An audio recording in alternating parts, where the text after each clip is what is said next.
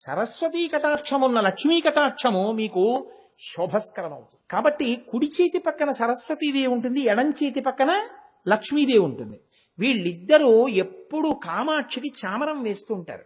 ఈ చామరం వేసేటప్పుడు మీరు కామాక్షి అమ్మవారి పాదముల మీదకి వంగి నమస్కారం చేశారనుకోండి, నమస్కారం చేసినప్పుడు మీరు ఆవిడ యొక్క కుడి పాదం వేపుకి మీరు వంగితే సరస్వతీదేవి వేస్తున్నటువంటి వింజామర గాలి తగులుతుంది, సరస్వతీ కటాక్షం వస్తుంది. మీరు ఎడం పాదం వేపుకి కొంచెం ఎక్కువ వంగితే లక్ష్మీ కటాక్షం వస్తుంది. మీరు రెండు పాదముల మధ్యలోకి వంగితే సరస్వతీ లక్ష్మీ కటాక్షములు రెండు వస్తాయి. ఈ సరస్వతీ కటాక్షము లక్ష్మీ కటాక్షము కదలగలిగినటువంటి మూల కటాక్షం ఉన్నటువంటి రూపము కామాక్షి రూపం. ఆవిడ ఇచ్ఛాశక్తి కలిగినది. ఆవిడ ఎలా అనుకుంటుందో అలా మారుతుంది ఆవిడ. కామాక్షి కామాక్షి అండి. కామాక్షి గురించి మీరు ఇంకొకలా అనుకోవడానికి వీల్లేదు. ఇప్పటికీ కామాక్షి అమ్మవారు కంచిలో తిరుగుతూనే ఉంటుంది. ఎంత మందిని అనుగ్రహించిందో. పరమాచార్య స్వామి వారి శరీరంతో ఉన్న రోజుల్లో కామాక్షి అంటే పలికిందంతే అమ్మవారు. ఆయనకేమి ఎంతమందికి పలికిందో తల్లి. అప్పటికీ ఇప్పటికీ ఎప్పటికీ ఆవిడికి అన్ని అందుతూనే ఉంటాయి. ఆవిడ ఎప్పుడూ అనుగ్రహిస్తూనే ఉంటుంది.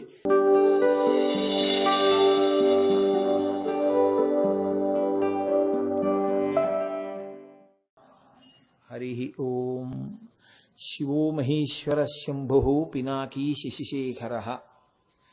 వామదేవో, ఈశ్వరుణ్ణి వామదేవుడు అని పిలుస్తున్నారు.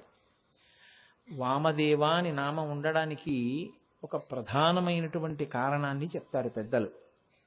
ఏమా కారణము అంటే, అమరకోశం వామదేవ అన్న నామాన్ని వ్యాఖ్యానం చేసింది. ఆ వ్యాఖ్యానంలో అంటారు, వామ పార్శ్వే ధృతాదేవి యస్య సహా వామదేవ. ఎడమ చేతి పక్కన దేవి అనగా అమ్మవారిని కూర్చోపెట్టుకుని ఉన్నటువంటి వాడెవరో ఆయన వామదేవుడు. కాబట్టి ఎడమ పక్కన అమ్మవారితో కలిసి కూర్చుని ఉంటాడు. ఈ సందర్భంలో మీరు ఒక విషయాన్ని గమనించాలి. శివాలయంలో శివస్వరూపం అరూపరూపిగా ఉంటుంది. అరూపరూపి అని ఎందుకంటారంటే, శివలింగానికి రూపం ఉందా అని అడిగారు అనుకోండి, రూపం లేదు అందామంటే అక్కడ ఏదో ఒకటి ఉంది కదూ. ఉంది అందామంటే కరచరణాదులు లేవు కదూ, కాళ్ళు చేతులు ఏం లేవు. కాళ్ళు చేతులు లేవు కాబట్టి లేదందామా, కాళ్ళు చేతులు లేకపోయినా ఏదో అక్కడ ఉంది కాబట్టి ఉంది అందామా? కాబట్టి అన్నారు ఉంది లేదు, అరూపరూపి, రూపం లేకుండా రూపంతో ఉంది. కాబట్టి శివలింగమునకు అరూపరూపి అని పేరు. అందుకే లింగోపాసన మిగిలిన ఉపాసనల కన్నా ఒక మెట్టు పైన ఉంటుంది. శివలింగమును ఉపాసన చేసేటటువంటి వారి ముందు మిగిలిన ఉపాసకులు నిలబడలేరు. ఉపాసనలో వారిది అత్యుత్తమ స్థాయి. శివలింగాన్ని ఎవరు ఉపాసన చేస్తారో వాళ్ళది చాలా పై స్థాయిలో ఉంటారు వాళ్ళు. ఈ మాట నేనేదో స్వయంగా చెప్పానని మీరు అనుకోక్కర్లేదు. మహాభారతంలో ఒకానొక సందర్భంలో ఏమైందంటే, అశ్వత్థామ కృష్ణార్జునుల్ని నిర్జించలేకపోయాడు. బ్రహ్మాస్త్ర ప్రయోగం చేసి కూడా కట్టలేకపోయాడు. కట్టలేకపోతే ఆయన చాలా ఖేదపడ్డాడు. నేను కృష్ణార్జునుల్ని ఏమీ చేయలేకపోతున్నానని బాధతో వెళ్ళిపోతున్నాడు. వెళ్ళిపోతుంటే వేదవ్యాస మహర్షి యొక్క దర్శనమైంది. దర్శనమైతే ఈయన వెళ్ళి ఆయన కాళ్ళ మీద పడ్డాడు. పడితే ఏం అలా విచారంగా ఉన్నావని అడిగాడు. నేను కృష్ణార్జునుల్ని ఏమీ చెయ్యలేకపోతున్నాను, నాకు అది బాధగా ఉంది అన్నాడు. అంటే వ్యాస మహర్షి అన్నారు, నీవు ప్రతిరోజు కూడా మట్టితో శివుని యొక్క మూర్తిని తయారు చేస్తావు.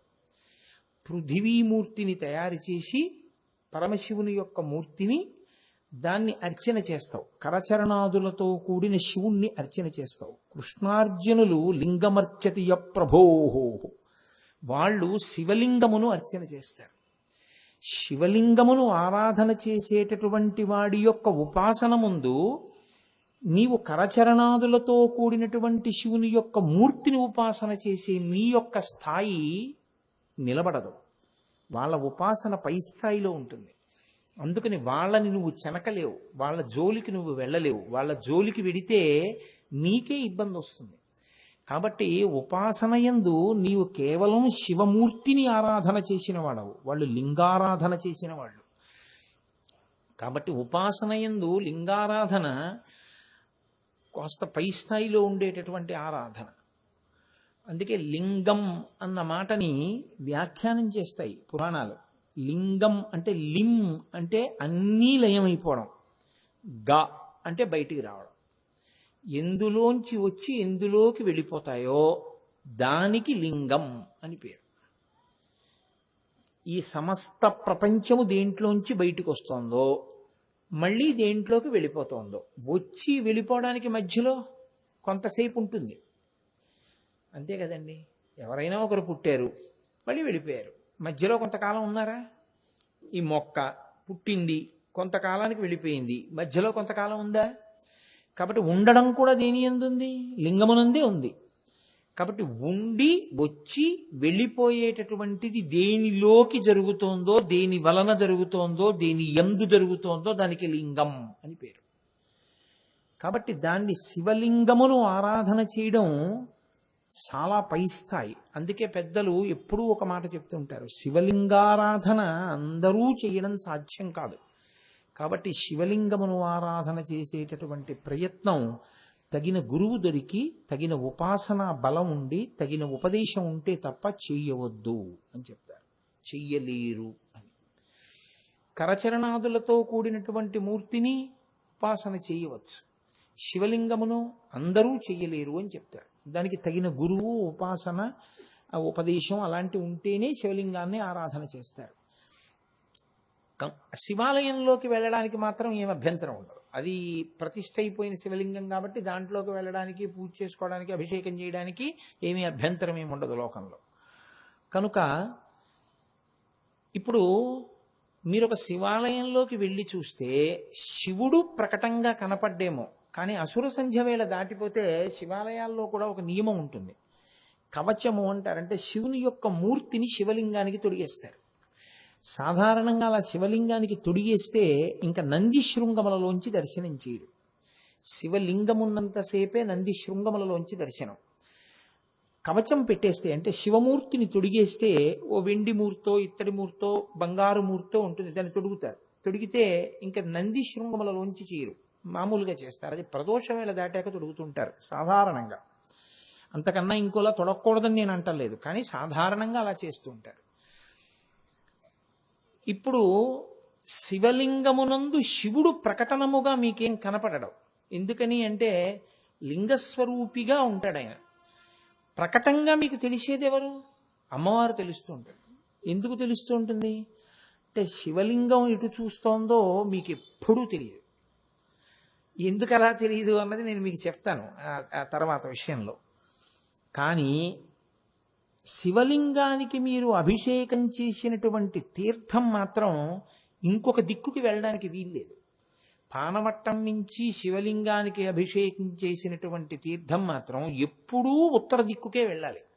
అందుకే శివాలయంలోకి మీరు వెళ్ళారనుకోండి, పానవట్టం వెళ్ళినటువంటి వేపుది ఉత్తర దిక్కు అని గ్రహించవచ్చు. ఇంకా మళ్ళీ మీరు ఎవరిని ఏం అడగక్కర్లేదు, ఏమంటే ఉత్తరం ఏంటండి, తూర్పు పెట్టండి అని అక్కర్లేదు. అది ఉత్తరం అంటే మిగిలిన మూడు మీరు పట్టేసుకోవచ్చు. కాబట్టి ఇప్పుడు శివలింగము తెలుస్తుంది. శివలింగానికి ఉత్తరం వైపుకి పానవట్టం నుంచి అభిషేక తీర్థం వెళ్ళిపోతుంది. ఎప్పుడూ శివలింగానికి ఎడం పక్కన అమ్మవారు ఉంటుంది. మీరు ఏ శివాలయంలోనైనా చూడండి, ఒక్క కంచి క్షేత్రం వినా, ఒక్క కాంచీ క్షేత్రంలో మాత్రం అమ్మవారు ఉండదు ఎక్కడ, కామాక్షే అన్ని. కాబట్టి శివలింగం పక్కన అమ్మవారు ప్రకటంగా ఉంటుంది, అమ్మవారి మూర్తి పూర్తిగా ఉంటుంది. ఒక్క శివలింగంలో శివుడు మాత్రం ప్రకటంగా ఉండడు, లింగస్వరూపిగా ఉంటాడు. అక్కడ ఎడం పక్కన అమ్మవారు ఉంటుంది, శివాలయంలో ప్రకటంగానే ఉంటుంది. కాబట్టి ఆయన ఎడమ పక్కన అమ్మవారిని కలిగి ఉన్నటువంటి వాడు కనుక వామదేవుడు కాదు. వామదేవుడు అన్న మాటకి కొంచెం జాగ్రత్తగా మీరు పరిశీలనం చేస్తే ఉండే అర్థం ఏమిటో తెలుసా అండి? అసలు శృతి ఆయన్ని కీర్తన చేస్తుంది. వామదేవాయ నమో జ్యేష్ఠాయ నమ శ్రేష్ఠాయ నమ కాలాయ నమ కల వికరణాయ నమో బల వికరణాయ నమో బలాయ నమో బల ప్రమథనాయ నమో సర్వభూతదమనాయ నమో మనోన్మనాయ నమః. ఓం అఘోరేభ్యో దఘోరేభ్యో ఘోరఘోరధరేభ్య సర్వేభ్యో సర్వసర్వేభ్యో నమస్తే అస్తు రుద్రరూపేభ్య అని వాటిని పంచమంత్ర పఠనము అంటారు. శివస్వరూపంలో 5 తలకాయల్ని స్తోత్రం చేస్తారు. అది ఆ పంచమంత్ర పఠనంలో ఈ మంత్రాన్ని కూడా వాడతారు. వామదేవాయ నమో అన్న మంత్రాన్ని. ఆ వామదేవుడు ఎక్కడుంటాడు అసలు శివలింగంలో? మీరు ఎప్పుడైనా శివాలయం లోపలికి వెడితే శివలింగం ఎటు చూస్తోంది అన్నది సాధారణంగా ఎలా పట్టుకుంటారో తెలుసా అండి? నంది శివుణ్ణి ఎటువైపు నుంచి చూస్తోంది. మీరు లోపలికి వెళ్ళామనుకోండి, ఇలాగా మేము తరచుగా వెంకటనగర్లో ఉన్న శివాలయంలో దర్శనం చేసుకుంటూ ఉంటాం. ఇలా లోపలికి వెడుతున్నప్పుడు నందీశ్వరుడు శివలింగాన్ని చూస్తున్నాడు అంటే శివుడు నందీశ్వరుణ్ణి చూస్తున్నాడు. ఇప్పుడు శివుడు ఎటు చూస్తున్నాడు? వెంకటనగర్ శివాలయంలో అయితే పశ్చిమాన్ని చూస్తూ ఉంటాడు. పశ్చిమాన్ని చూసినటువంటి ముఖం ఏదో దాన్ని సజ్జోజాత ముఖము అంటారు. శివాలయం లోపలికి వెడితే కేవలం ఇలా నమస్కారం చేసి వెళ్ళిపోకూడదు. మీరు ఏ దిక్కులో లోపలికి వెళ్ళారో నంది ఎటు నుంచి చూస్తున్నాడో ఆయన ఎటు చూశాడో మీరు చూసుకోవాలి. చూసుకుని ఆ ముఖం పేరు చెప్పి నమస్కారం చేయాలి. ఓం సద్యోజాత ముఖాయ నమః అనాలి.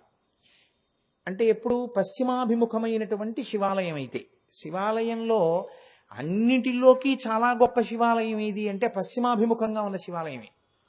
చాలా గొప్ప శివాలయం అది, మళ్ళీ అన్ని ముఖాల కన్నా. కాబట్టి ఓం సద్యోజాత ముఖాయ నమః అంటారు. అని శివాలయంలో ప్రదక్షిణం మిగిలిన దేవాలయాల్లో ప్రదక్షిణంలా ఉండదు. శివాలయ ప్రదక్షిణ విధి శివాగమం నిర్ణయిస్తుంది. అక్కడ బ్రహ్మచారికి ఒకటి, గృహస్థుకొకటి, సన్యాసికొకటి, అందరూ ఒకలా చేయరు. ఎందుచేత అంటే శివాగమం ఏం చెప్తుందంటే మీరు లోపలికి వెళ్ళగానే ధ్వజానికి నమస్కారం చేయాలి. ఎందుకంటే ధ్వజాన్ని దాటిన తర్వాత నంది ఉంటాడు. కాబట్టి ముందు ధ్వజానికి నమస్కారం చేసి అక్కడ నుంచి మీరు ఎడం చేతి పక్కకి వెళ్ళాలి. మీరు ఎడం చేతి పక్కకి వెడితే మీకు ఒక ఉదాహరణకి, నాకు అది అలవాటు ఎక్కువ, వెంకటనగర్లో ఉన్న శివాలయం తరచు నేను అక్కడికి వెళ్తాను కాబట్టి నా మనసు దాని యందు తేలిగ్గా నిలబడుతుంది. కాబట్టి నేను మానసికంగా అందులోకి వెడుతున్నట్టు ఊహించి చెప్పేయడం నాకు తేలిక. అందుకని దాన్ని ఊహమి చెప్తాను నేను. మీరు గమనించండి, పశ్చిమాభిముఖంలో వెళ్ళారు. ఓం సజ్జోజాత ముఖాయ నమః అన్నారు. ఎడం పక్కకి తిరిగారు. తిరిగి ప్రదక్షిణంగా ముందుకెళ్ళారు. ఇప్పుడు మీ కుడి చేతి వైపుకి గోడ ఉంటుంది కదా, మీ కుడి చేతి వైపు గోడని చూసి, కానీ మీరు ఒకటి గుర్తుపెట్టుకోండి, మీ కుడి చేతి వైపుకి ఉన్న ముఖానికి నమస్కారం మీరు ఇలా నిలబడే చెయ్యాలి. ఎందుకో తెలుసా అండి?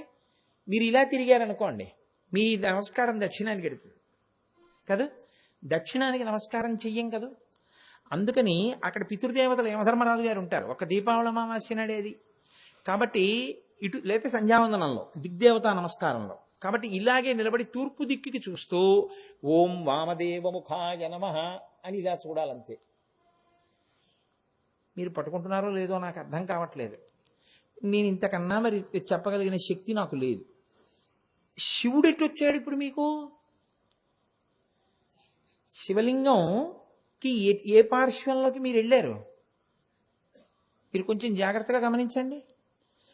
మీకు కుడి పక్కకు ఉంది శివాలయం గోడ.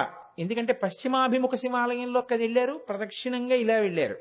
వెడితే పశ్చిమాన్ని చూస్తున్నటువంటి శివలింగానికి కుడి చేతి వైపు ఏముంటుంది? ఏ దిక్కుంటుంది? ఎందుకంత కంగారు పడుతున్నారు? పశ్చిమాభిముఖంగా శివలింగం ఉంది. ఏమండి, పశ్చిమాభిముఖంగా ఉన్న శివలింగానికి కుడి చేతి పక్క ఉన్న దిక్కు ఏది? ఉత్తరం దిక్కు. తూర్పుకి తిరిగి మీరు ఇలా నమస్కారం చేస్తే కుడి చేతి పక్కది దక్షిణ దిక్కు. పశ్చిమాభిముఖంగా నిలబడినప్పుడు కుడి చేతి పక్కది ఉత్తర దిక్కు. కాబట్టి ఇప్పుడు పశ్చిమాభిముఖ శివాలయంలో మీరు ఎడం చేతి పక్కకి వెడితే శివుడి యొక్క మూర్తికి అది ఉత్తర పార్శ్వం కదా, ఉత్తరం వైపు ఉన్నది. శివలింగానికి ఉత్తరం వైపు చూస్తున్నటువంటి ముఖం లోపల శివలింగానికి ఉత్తరం వైపుకు చూసే ముఖం ఒకటి ఉంటుంది. అది మీకు గోడ అడ్డింది, కానీ శివలింగం యొక్క ముఖం అటు చూస్తోంది ఉత్తరానికి. దానికి వామదేవ ముఖం అని పేరు. అది వామదేవ ముఖం.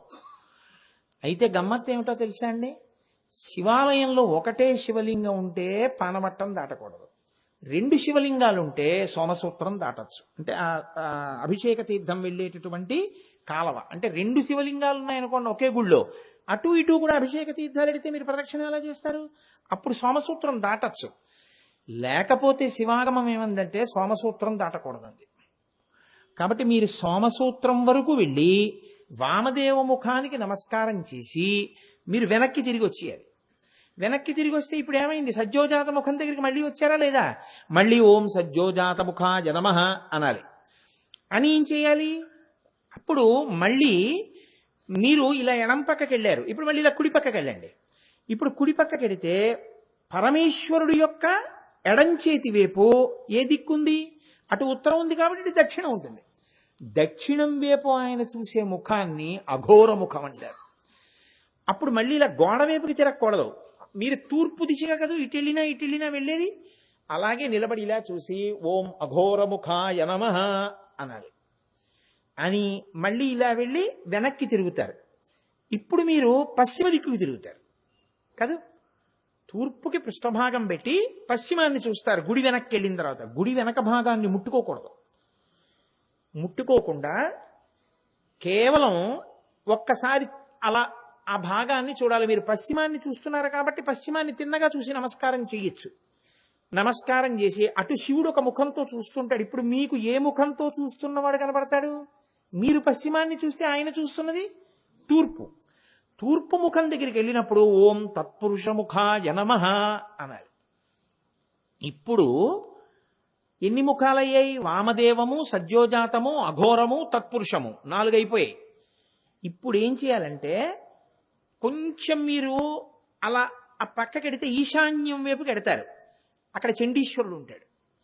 అక్కడ నిలబడి తల బాగా పైకెత్తి ఇలా చూశారనుకోండి, పైన కలశ అక్కడ త్రిశూలం కనపడతాయి.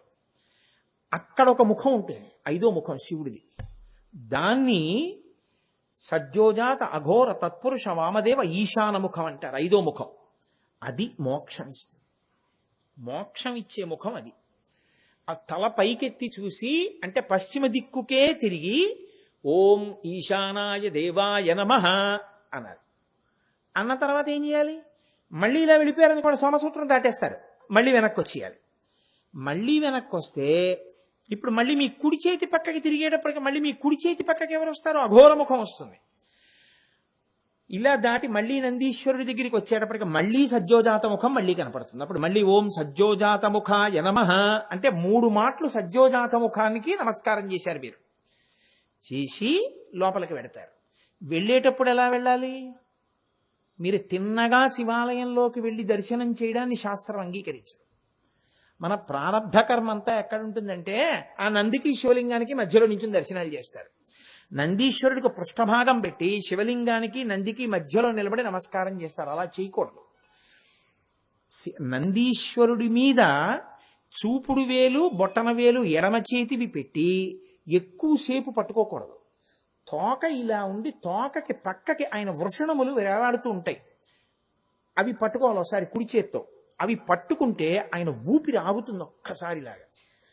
వృషస్య వృషణం స్పృష్ట్వా శృంగమధ్యే శివాలయం దృష్ట్వా క్షణం నరో యాతి కైలాసే శివసన్నిధిం అని చెప్పుకోవాలి. ఆయన యొక్క ఊపిరిలో ఆయన ఊయల ఊగుతూ ఉంటాడు శంకరుడు. అందుకని మీకు దర్శనం అవ్వదు. మీరు ఆయన యొక్క వృషణములను పట్టుకుని ఇలా చూసేటప్పటికి ఒక్కసారి ఇలా పట్టుకునేటప్పటికి అది ఊపిరి ఆగుతుంది, ఆ ఊయల ఆగుతుంది. ఎవరు అలా చూసి ఆ శ్లోకం చెప్తారో వాడు కైలాసానికి వెళ్ళి పరమశివుడి దర్శనం చేసినట్టు ఖాతాలో వేస్తారు. వృషస్య వృషణం స్పృష్ట్వా శృంగమధ్యే శివాలయం దృష్ట్వా క్షణం నరో యాతి కైలాసే శివసన్నిధి. అప్పుడు మీరు లోపలికి వెళ్ళి ఒక పక్కకి నిలబడి నమస్కారం చేయాలి. అభిముఖంగా నిలబడి నమస్కారం చేయకూడదు. అసలు యథార్థంగా మాట్లాడితే ఇంట్లో కూడా అభిముఖ పూజ లేదు. మీ ఇంట్లో కూడా మీ ఎదురుగుండా ఈశ్వర సింహాసనం పెట్టుకుని మీరు ఎదురుగుండా కూర్చుని పూజ చేస్తే తేజస్సు క్షీణం అయిపోతుంది. అలా చేయకూడదు పూజ. సరే ఇప్పుడు నేను అలా అంటే అయ్యి బాబోయ్ పెద్ద ఇబ్బంది, దిగడమే పొరపాటుగా. ఏమండి ఇప్పుడు ఎలా అని ఒక ప్రశ్న వస్తుంది. అక్కడ వరకు విన్నారు కదా, చాలు. అభిముఖ పూజ చేయరాదు, శాస్త్రం అంగీకరించదు దాన్ని. అభిముఖ పూజ లేదు అసలు ఎక్కడ. కాబట్టి మనం శివుడి దగ్గర ప్రసాదం ఇస్తారు. వచ్చిన ప్రారంధం అంతా ఏమిటో తెలుసా అండి? శివాలయంలో ప్రసాదం ఇంటికి తెచ్చుకోకూడదండి. ఎవడు కల్పించాడో ఈ శాస్త్రం నాకు అర్థం కాదు. శివాలయంలో ప్రసాదం ఇంటికి తెచ్చుకోవద్దు అని ఏ శాస్త్రమూ చెప్పలేదు. శివాలయంలో ప్రసాదం మీరు ఎందుకు ఇంటికి తిన్నగా తెచ్చుకోకూడదు అంటే ఒక్కటే కారణం. పరమేశ్వరుడు ఆయన భక్తపరాధీనుడు. నేను మీకు తరచు చెప్తూ వస్తున్నాను కదా, ఆయనకి భక్తులంటే మహాప్రీతి. చండీశ్వర వృత్తాంతం మీకు ఎక్కడైనా నేను అవకాశం కలిగినప్పుడు చెప్తాను. ఏ భక్తవత్సలహ నామం దగ్గర చండీశ్వరుడి గురించి చెప్తాను. ఆయన చండీశ్వరుడికి ఒక వరం ఇచ్చాడు. ఏమిటో తెలుసా అండి? ధర్మశాస్త్రంలో భార్య విస్తట్లోకి తాను వేయడం కానీ భార్య విస్తట్లోది తినడం కానీ చెయ్యకూడదు అని.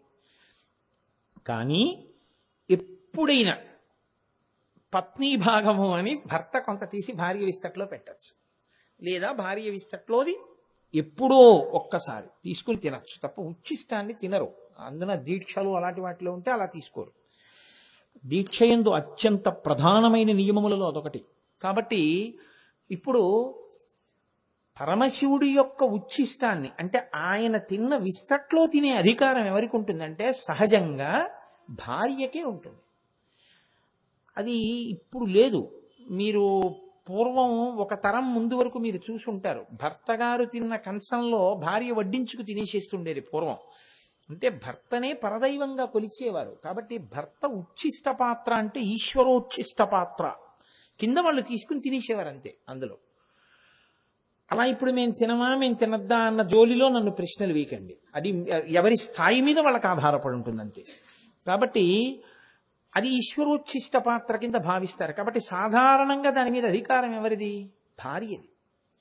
అది దాన్ని ఎవరు తీసేయరు ప్రపంచంలో. అది భార్యకి ఆ భాగాన్ని అలా ఉంచుతారు గృహస్థాశ్రమంలో. అది ఆవిడ హక్కు తప్ప ఇతరులు దాంట్లో అలా ఉచ్ఛిష్ట పాత్రలో స్వీకరించడాన్ని అంగీకరించకూడదు.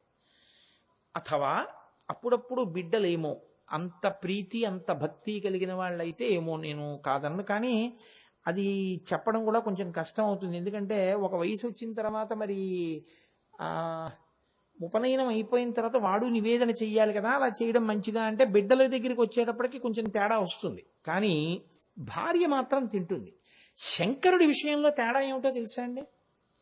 ఆయన కట్టుకున్న ఇల్లాలు పార్వతీదేవికి ఉండవలసిన ఈ హక్కుని తన భక్తుడైన చండీశ్వరుడికి ధారపోసేశాడు. నివృత్యై చండాం శస్త్రిపురహర నిర్మాల్య విముఖై. శంకరాచార్యుల వారు సౌందర్యలహరిలో చెప్పారు ఆ రహస్యాన్ని. శివాగమాలు చెప్తూ ఉంటాయి. ఆ అధికారం ఎవరిదంటే శివాలయంలో ఉన్న ఏ ప్రసాదమైనా శివోచ్ఛిష్టమేదైనా ఒక్క చండీశ్వరుడిది. మీరు కొబ్బరికాయ పట్టుకెళ్ళి శివాలయంలో ఇచ్చారనుకోండి, కొట్టి నైవేద్యం పెట్టి మీకు ఇచ్చారనుకోండి, ఇప్పుడు ఇది శివోచ్ఛిష్టం ప్రసాదం కదా, ఈ ప్రసాదం మీది కాదు చండీశ్వరుడిది. కాబట్టి మీరు పట్టుకెళ్ళకూడదు. కానీ మీరు ఏం చేసి తీసుకెళ్లాలో తెలుసా అండి? ఈ కొబ్బరి చిప్ప పట్టుకుని చండీశ్వరుడి దగ్గరికి వెళ్ళాలి. వెడితే ఆయన ఏం చేస్తుంటాడో తెలుసా? ఏ శివాలయంలోనైనా సరే బయటికి ఉండి ఆయన ఎప్పుడు శివుణ్ణి చూస్తుంటాడు, ధ్యానంలో ఉంటాడు చండీశ్వరుడు.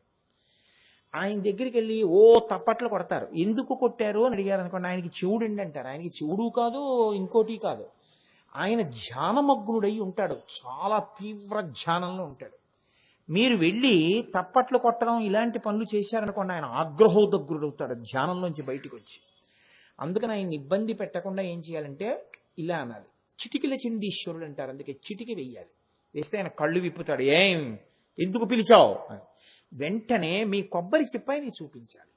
స్వామి నేను కూడా ఈశ్వరానుగ్రహం కోసం వచ్చానండి, ఇది మీకు చెందుతుంది, కానీ మీరు అనుగ్రహిస్తే నేను ఈ ప్రసాదాన్ని తీసుకెడతాను, శివప్రసాదాన్ని, నన్ను అనుగ్రహించండి అని అడగాలి. చండీశ్వరుడికి చూపించిన దాన్ని తీసుకెళ్ళమంటాడే. ఆయన ఇక్కడే వదిలే అండవు. ఇప్పుడు మీరు చక్కగా కళ్ళకద్దుకుని దాన్ని ఇంటికి పట్టుకెళ్ళి మీరు ఆ ప్రసాదం తీసుకోవాలి. అలా తీసుకెళ్ళి తినాలి తప్ప శివోచ్ఛిష్టాన్ని శివప్రసాదాన్ని మీరు విడిచిపెట్టి వెళ్ళిపోతే శివానుగ్రహాన్ని విడిచిపెట్టేసుకున్నట్టు. ఇంకొక మాట చెప్పాలంటే శివుణ్ణి తిరస్కరించినటువంటి పాపం ఖాతాలో పడుతుంది. ప్రసాదం అంటే అనుగ్రహం అండి.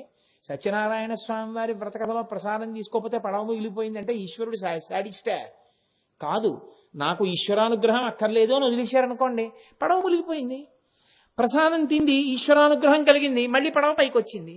ఈశ్వరానుగ్రహం కలిగిన తర్వాత ఎంతసేపు అండి? చచ్చిపోయే పరీక్షిత్తు బతికాడు. ఆయన అనుగ్రహం కలిగితే ఏదైనా జరుగుతుంది. కాబట్టి ప్రసాద తిరస్కారము చేయరాదు. కానీ శివాలయంలో మాత్రం మీరు ప్రసాదాన్ని తీసుకునేటటువంటి విధి విధానములో మార్పు ఉంటుంది. అది మీరు తెలుసుకుని ఉండాలి. ఇప్పుడు నేను చెప్పిన ప్రదక్షిణం ఎవరికి? ఒక శివలింగమే ఉన్న శివాలయంలో గృహస్థు వెడితే అలా ప్రదక్షిణం చేయాలి. బ్రహ్మచారి వెడితే పూర్ణ ప్రదక్షిణం చేయాలి. నేను మా అబ్బాయి కలిసి వెళ్ళామనుకోండి శివాలయంలోకి, నేను సవ్యాపసవ్యము అంటాను. అంటే ఎడం పక్కకెళ్ళి మళ్ళీ వెనక్కి వచ్చేసి తిరుగుతాను, సోమసూత్రం దాటను. నా కొడుకు సోమసూత్రం దాటి అలా తిరిగి వచ్చేస్తాడు. ఎందుకని? వాడు ఇంకా బ్రహ్మచారి, వాడికి పెళ్ళి అవ్వలేదు. అందుకని వాడు పూర్ణ ప్రదక్షిణం చేస్తాడు, నేను చెయ్యను. యతి వెళ్ళారనుకోండి శివాలయంలోకి, సన్యాసి వెళ్ళారనుకోండి, అపసవ్య సవ్య ప్రదక్షిణం చేయాలి. అంటే గృహస్థుల ఎడం పక్కకి వెళ్ళకూడదు, కుడి పక్క నుంచి వెళ్ళి సోమసూత్రం దాకా తిరిగి వచ్చి మళ్ళీ సోమసూత్రం దాకా వెళ్ళి మళ్ళీ వెనక్కి వచ్చి గుళ్ళోకి వెళ్ళాలి. కాబట్టి ఒక్క శివాలయ సందర్శన విధి అని శివాగమంలో అదొక పెద్ద విశేషం. అది మీరు ఏ ముఖంలోంచి వెడుతున్నారు అన్న దాన్ని బట్టి శివాలయం లోపలికి వెళ్ళేటప్పుడే నంది శివుణ్ణి ఎటు చూస్తున్నాడు, శివుడు నందిని ఎటు నుంచి చూస్తున్నాడు, పానవట్టంలోంచి అభిషేక తీర్థం ఎటు వెడుతోంది, దాన్ని బట్టి మీరు ఒకసారి చూసుకుని దాన్ని బట్టి మీరు దిక్కుల్ని బట్టి గోడ బయట ఆ ముఖాలకి నమస్కారం చేస్తూ ప్రదక్షిణం చెయ్యాలి. అలా కానీ శివాలయంలో ప్రదక్షిణం చేస్తే ఏమవుతుందో తెలుసా అండి?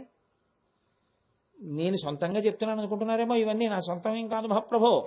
స్కాంద పురాణాంతర్గతమైనటువంటి విషయాల్ని, శివాగమంలో ఉన్న విషయాల్ని నేను అనుసంధానం చేస్తున్నాను. అంటే పాపనాశనం. భగవాన్ రమణులు అరుణాచలంలో తరచుగా చెప్తుండేవారు, అంటే పాపము నశిస్తుంది మీరు ఈశ్వరుడు చుట్టూ తిరగడం మొదలు పెట్టగానే. దాని వలన కోరిక మీకు తీరుతుంది, మీ పాపం పోయింది కాబట్టి. రోజు చేస్తున్నారు అనుకోండి, జన్మాంతర పాపము నశించి జన్మలు తగ్గిపోతాయి. మోక్షమునకు అధికారం అవుతాయి. ప్రదక్షిణం నాలుగు రకములైనటువంటి కోర్కెల్ని ఈడేర్చేటట్టుగా చేస్తాయి. అందుకే ప్రదక్షిణం అంత గొప్పది శివాలయంలో. శివాలయ ప్రదక్షిణం అంటే పెట్టి పుట్టాలి, ఆ అదృష్టం ఉన్నవాళ్ళు తప్ప చేయరు. దానికి తెలిసి ఉండి చేస్తే చక్కగా విశేషమైనటువంటి ఫలము సమకూరుతుంది. తప్ప కార్తీక మాసం వచ్చేటప్పటికి నంది తోక కింద దీపాలెట్టడం, అరటిపండు ముక్కలు తీసుకొచ్చి ఆయన మూతికి రాసేయడం, గాజు ఈగలన్నీ ఆయన ముక్కులో దూరేటట్టు చేయడం, ఇలాంటి పిచ్చి పిచ్చి పనులన్నీ శివాలయాల్లో చేయకూడదు. అక్కడి నుంచి కొబ్బరి చిప్పలు తీసుకెళ్లి అక్కడ విడిచిపెట్టడం. దారుణాతి దారుణమైన విషయం ఏమిటో తెలుసా అండి? శివ నిర్మాల్యాన్ని తీసుకెళ్లి నంది మీద పెట్టడం. నంది మీద మీరు కానీ శివ నిర్మాల్యాన్ని పెట్టారనుకోండి, అది నంది మించి జారి కింద పడుతుంది. ఎందుకంటే ఆయన వీపు నున్నగా ఉంటుంది, అది గాలికో దేనికో మారేడు దళాలు అవి జారి కింద పడతాయి. ఒక్కసారి కానీ లోపలికి వెళ్ళిన వాడు శివ నిర్మాల్యాన్ని అరికాలుతో తొక్కితే వాడి గత జన్మలలో చేసుకున్న పుణ్యమంతా నశించిపోతుంది. శివమహిమ్నా స్తోత్రంలో పుష్పదంతుడన్న గంధర్వుడు ప్రతిరోజు పువ్వులు కోసుకెళ్ళిపోతుండేవాడు రాజుగారి తోటలో. దొరికేవాడు కాదు. దొరకకపోతే ఏం చెయ్యాలి, ఎలా పట్టుకోవాలని ఆలోచించారు. వీడు గత జన్మల పుణ్యం చేత గంధర్వుడిగా ఉన్నాడు, దొరకట్లేదు. కాబట్టి వీడు పువ్వుల కోసం వస్తాడు. కాబట్టి శివాలయంలో నిర్మాల్యం తీసుకొచ్చి తోటలో చల్లండి. వీడు ఆ పువ్వులు కోసుకోవడానికి కిందకి దిగినప్పుడు కాలు తగులుతుంది, వీడి పూర్వజన్మ పుణ్యం అంతా నశించిపోయి దొరికిపోతాడు, గంధర్వత్వం పోతుందన్నారు. నిర్మాల్యం చల్లారు. ఆయన పాపం పువ్వులు కోసుకోవడానికి వచ్చి దొరికిపోయాడు భక్తులకి. దొరికిపోతే అప్పుడు ఆయన ఏం చేశాడంటే మళ్ళీ గంధర్వుడు కావడం కోసమని శివమహిమ్నా స్తోత్రం చేశాడు. అది శైవ సాహిత్యంలో అత్యద్భుతం అసలు. నమో నీధిష్టాయ ప్రియదవదవిష్టాయ చ నమో నమో వర్షిష్టాయ త్రినయన అవిష్టాయ చ నమో నమో అని ఒక్కొక్క చోట శివశక్తి గురించి ప్రతిపాదన చేస్తూ అవిట ఆ స్తోత్రాన్నిట నందీశ్వరుడు దంతాల మీద రాసుకున్నట్ట, అంత గొప్పగా ఉంటుందని. కైలాసం విడితే నందీశ్వరుడు అంటే ఆయన పళ్ళ మీద కనపడతాయిట శివమహిమ్నా స్తోత్రంలో శ్లోకాలు.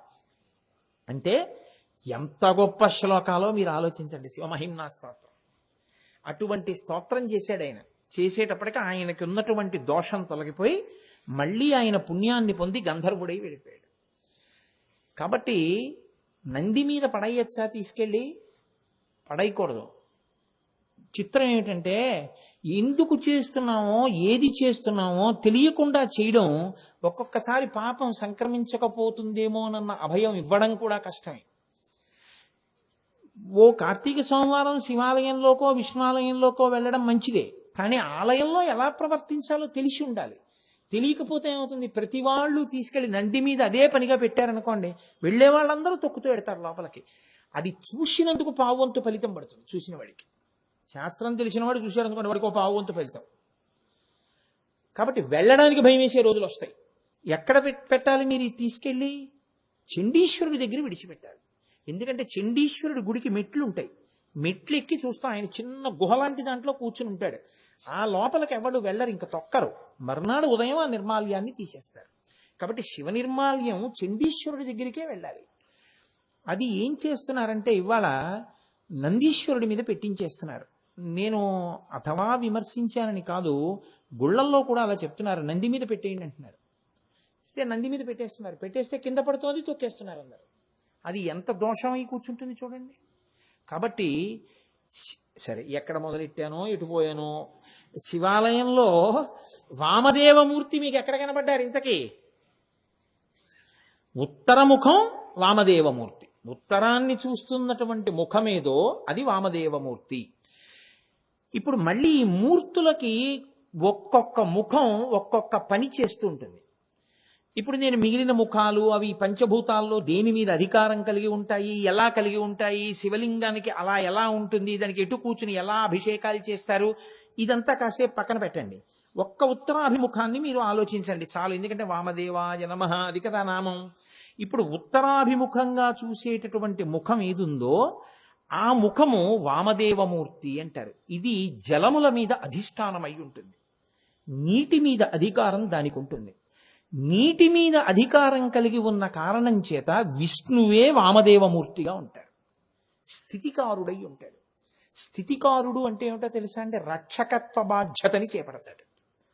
మీకు రక్షణ కలగడం, మీ కోరిక తీరడం, మీ పాపం పోవడం, మీరు సరి అయిన మార్గంలోకి రావడం దేనివల్ల కలుగుతుందంటే శివాలయంలో ప్రదక్షిణం చేసేటప్పుడు మీరు వామదేవ ముఖానికి చేసే నమస్కారాన్ని బట్టి ఉంటుంది ఆ శక్తి.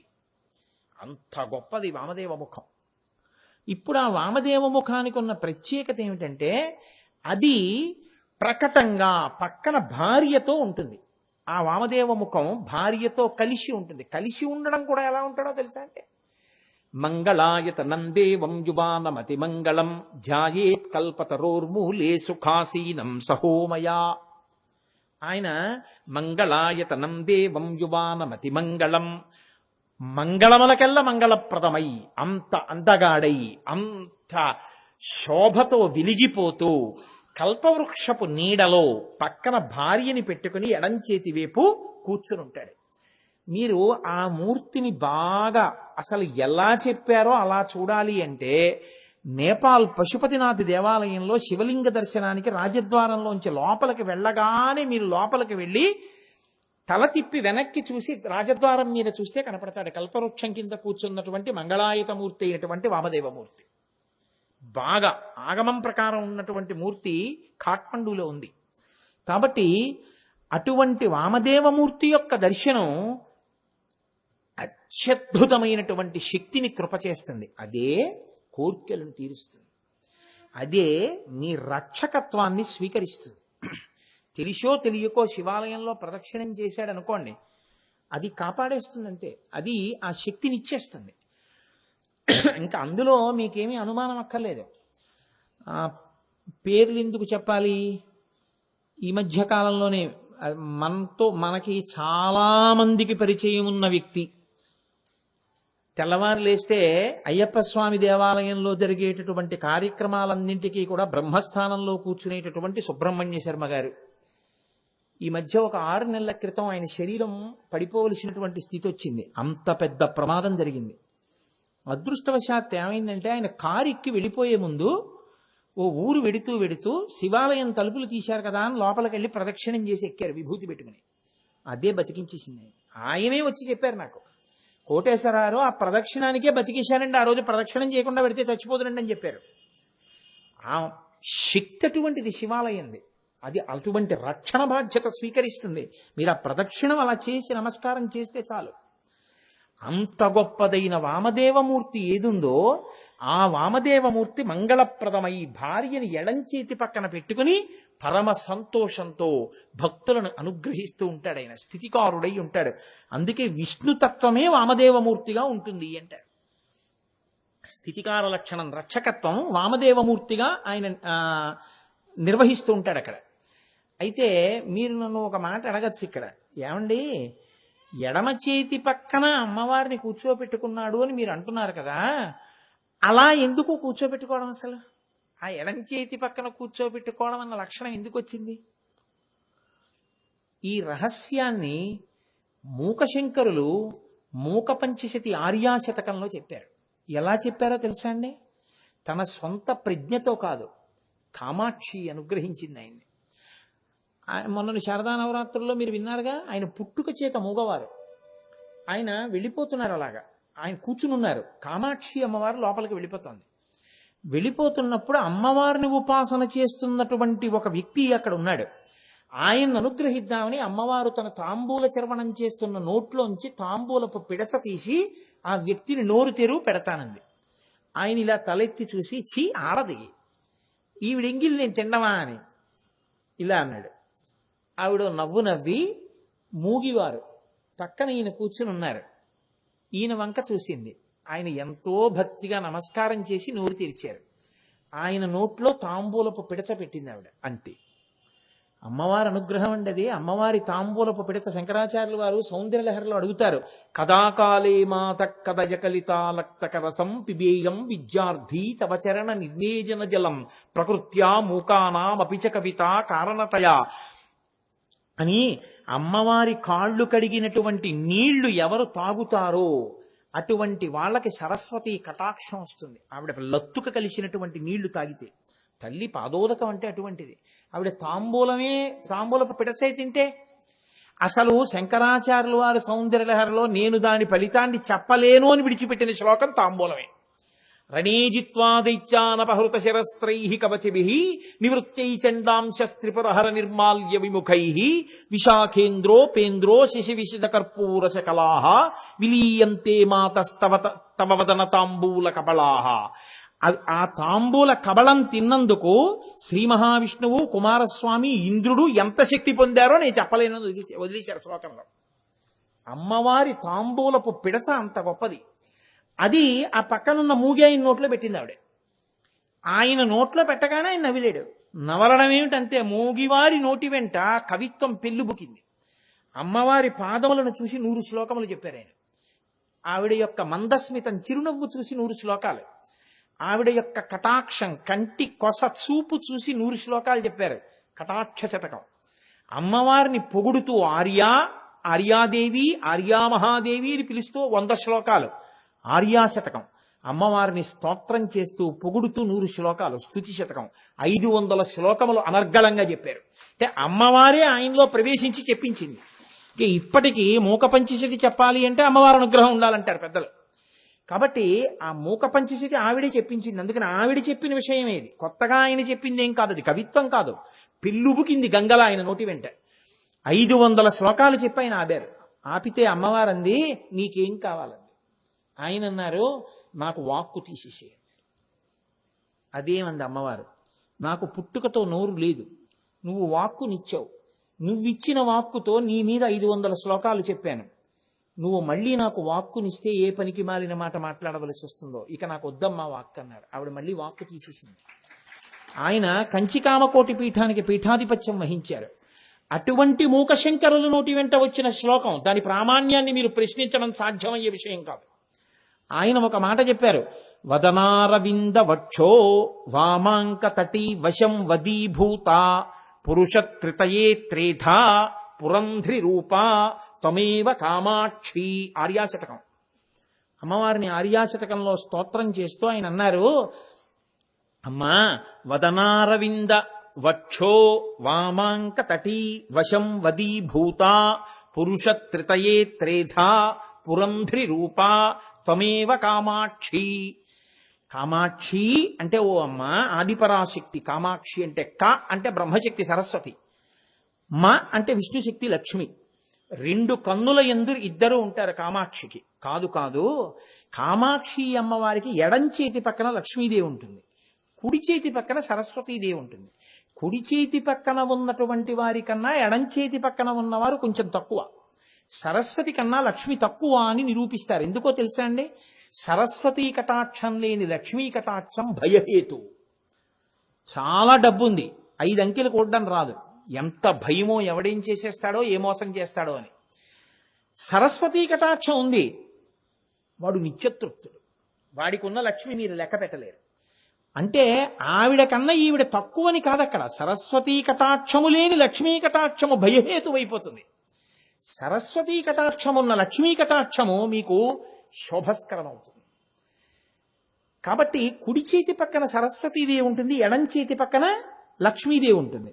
వీళ్ళిద్దరూ ఎప్పుడూ కామాక్షికి చామరం వేస్తూ ఉంటారు.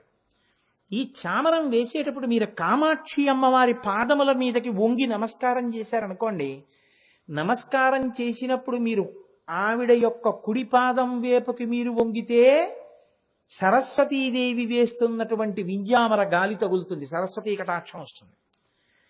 మీరు ఎడం పాదం వేపుకి కొంచెం ఎక్కువ వంగితే లక్ష్మీ కటాక్షం వస్తుంది. మీరు 2 పాదముల మధ్యలోకి వంగితే సరస్వతీ లక్ష్మీ కటాక్షములు 2 వస్తాయి. ఈ సరస్వతీ కటాక్షము లక్ష్మీ కటాక్షము కదలగలిగినటువంటి మూల కటాక్షం ఉన్నటువంటి రూపము కామాక్షి రూపం.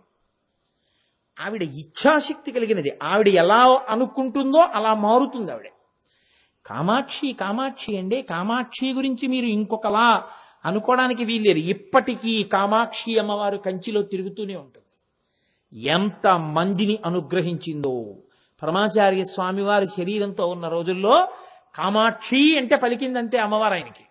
ఆయనకేమి ఎంతమందికి పలికిందో తల్లి. అప్పటికీ ఇప్పటికీ ఎప్పటికీ ఆవిడికి అన్ని అందుతూనే ఉంటాయి. ఆవిడ ఎప్పుడూ అనుగ్రహిస్తూనే ఉంటుంది. కొన్ని సభాముఖంగా చెప్పడం సాధ్యం కాదంతే.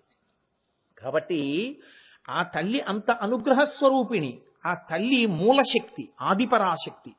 ఆవిడ అనుకుందిట, నేను 3గా మారుతాను అంది. 3గా మారి ఒక ఆయనకి సృష్టి చెయ్యాలి. ఆయనకి సృష్టి చేసేటప్పుడు 4 ముఖములలోనూ వేదం తెలిసి ఎప్పుడు వేదం చెప్తూ ఉండాలి. ఆయన ఎప్పుడూ వేదం చెప్పేటటువంటి శక్తి కావాలి అంటే నాలుక మీద నర్తించాలి. అందుకని వదనారవింద బ్రహ్మగారి దగ్గరికి వెళ్ళి ఆయన నాలుక మీద కూర్చుందిట. ఇంకొక ఆయనకి లక్ష్మీదేవిగా వెళ్ళింది ఆవిడే. లక్ష్మీదేవిగా ఆవిడే మారింది. మీరు బాగా గుర్తుపెట్టుకోవాలి. మీరు ఈ కోటేశ్వరరావునే చూశారనుకోండి, ఒకప్పుడు అకస్మాత్తుగా ఓ టీషర్ట్ వేసుకుని బూట్లు వేసుకుని ఓ మోటార్ సైకిల్ మీద వెళ్ళిపోతూ ఉంటాడు. మీరు పట్టి గుర్తుపట్టి, నేను మోటార్ సైకిల్కి పెట్రోల్ కొట్టించుకుంటుంటే నా దగ్గరికి వచ్చి అడుగుతారు, మీరు కోటేశ్వరరావు కదా అంటారు. అవునండి అన్నాను అనుకోండి, వాళ్ళు నన్ను చాలా యగాదిగా చూస్తుంటారు. ఇదేమిటి ఇలా ఉన్నాడు ఇలా చూస్తుంటారు. నేను అప్పుడు నవ్వి అంటూ ఉంటాను, ఇది ఆఫీస్ డ్రెస్ అంటూ ఉంటాను. అంత మాత్రం చేత ఆ కోటేశ్వరరావు ఈ కోటేశ్వరరావు వేరని మీరు అనుకోకండి. ఆయనే ఈయన. దేనికి తగిన ధర్మాన్ని దానికి స్వీకరిస్తాడంతే. ఇక్కడికి ఇలాగే వస్తాను, అక్కడికి అలాగే వెడతాను. దేనికి అనువైనది దానికి అంతే. అలా సృష్టి చేసేటప్పుడు ఆవిడ వేదస్వరూపిణి అయి వాక్కుని ఆశ్రయించింది బ్రహ్మగారికి. నాలుక మీద నర్తించాలి కాబట్టి ముఖమండలానికి ఆవాహన అయింది. వదనారవింద. విష్ణువు స్థితికారుడు, ఆయన రక్షణ చేస్తూ ఉంటారు. ఎప్పుడూ శ్రీ మహావిష్ణువు యొక్క పని ఏమిటంటే రక్షించడం రక్షించడం రక్షించడం. మీరు చూడండి, అందుకే ఎప్పుడు రాక్షసులు రానివ్వండి, శ్రీ మహావిష్ణువు పెడతారు, అవతారం స్వీకరిస్తారు, వాళ్ళని భంజిస్తూ ఉంటారు. కాబట్టి ఆయన పరిపాలకుడు, లోకాల్ని పరిపాలిస్తూ ఉంటారు. పరిపాలించేటటువంటి వాడికి ఒక లక్షణం ఉండాలి. దయలేని పరిపాలకుడు అనుకోండి చాలా ఇబ్బంది వస్తుంది. పరిపాలన చేసేవాడికి ఎప్పుడూ సమస్త హంగులతో ఉండాలి. అసలు ఆయన చూస్తూనే అబ్బా అనిపించాలి. గుమాస్తాలందరూ బయట కూర్చోవచ్చేమో, ఆఫీసర్ గారు ఏసీ రూమ్లోనే కూర్చుంటారు. గుమాస్తాలందరూ సొంత బళ్ళ మీద వస్తారేమో, ఆఫీసర్ గారు గవర్నమెంట్ ఇచ్చిన కారులో వస్తారు. గుమాస్తాలందరూ ఎవడి పెన్ను వాడు జేబులో పెట్టుకొస్తాడు. ఆయన ఫైళ్ళు ఓ మెసెంజర్ పట్టుకొస్తాడు. మిగిలిన వాళ్ళందరి దగ్గరికి ఎవరు పడితే వాళ్ళు వచ్చి మాట్లాడతారు. ఆయన దగ్గరికి వెళ్ళి మాట్లాడాలంటే కాగితం మీద పేరు రాసి లోపలికి పంపించాలి. ఆయన పిలిస్తే వస్తారు. వీళ్ళు ఏమో ఇలారా అని నోరు తెరిచి పిలవాలి. ఆయన ఇలా గంట కొడితే వస్తారు. అంటే పరిపాలనయందు, అధికారమునందు లక్ష్మి ఉంటుంది, ఆవహించి ఉంటుంది కదండి. కాబట్టి విష్ణువునకు లక్ష్మి ఆవాహన అయి ఉంటుంది. ఆమె కారుణ్యమూర్తి. ఈశానాం జగతోస్య వెంకటపతేర్విష్ణోః పరాం ప్రేయసీం తద్వక్షస్థల నిత్యవాస రసికాం తక్షాంతి సంవర్ధినీం పద్మాలంకృత పాణిపల్లవయుగాం పద్మాసనస్తాం శ్రియం వాత్సల్యాది గుణోజ్వలాం భగవతీం వందే జగన్మాతరం. పరిపాలకుడు కఠినుడిగా ఉన్నాడనుకోండి చాలా కష్టం మిగిలిన వాళ్ళకి. లోకంలో అజ్ఞానం లేకపోతే గురువు గారు ఎందుకు, తప్పులు చేసేవాడు లేకపోతే ఈశ్వరుడు ఎందుకు? ఈ ఇద్దరు ఖాళీ పనే ఉండదు వాళ్ళిద్దరికి కదండి. లోకంలో అజ్ఞానం ఉంది కాబట్టే గురువు గారు కావాల్సి వచ్చాడు. లోకంలో తప్పులు చేసేవాడు ఉన్నాడు కాబట్టే ఈశ్వరుడు కావాల్సి వచ్చాడు క్షమించడానికి. ఈ ఇద్దరు లేకపోతే ఈశ్వరుడికి పని లేదు, గురువు గారికి పని లేదు. కాబట్టి అమ్మవారు అంటూ ఉంటుందిట, ఏమిటి అలా కోపంగా చూస్తారేమిటి? తప్పులు చేశారు కాబట్టి వచ్చి కాళ్ళ మీద పడ్డారు, స్వీకరించండి.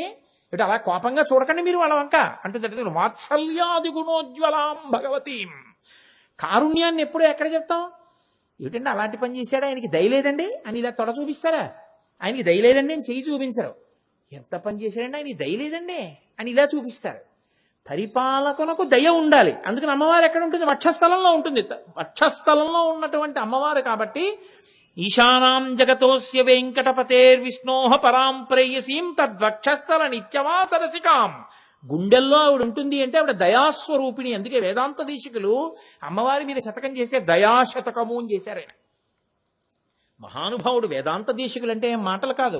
శంకర భగవత్పాదులు లక్ష్మీదేవిని స్తోత్రం చేస్తే అలా బంగారు ఉసిరికలు కురిశాయో, అలా వేదాంత దేశికులు స్తోత్రం చేస్తే బంగారు ఉసిరికలు కురిశాయి. ఆయనకి సర్వతంత్ర స్వతంత్ర బిరుదుంది వేదాంత దేశికులకి. సర్వతంత్ర స్వతంత్ర అని ఎవరిని పిలుస్తారో తెలుసా అండి? ఏది కావాలన్నా ఈశ్వరుణ్ణి తప్ప ఇంకోళ్ళని అడగరు వాళ్ళు.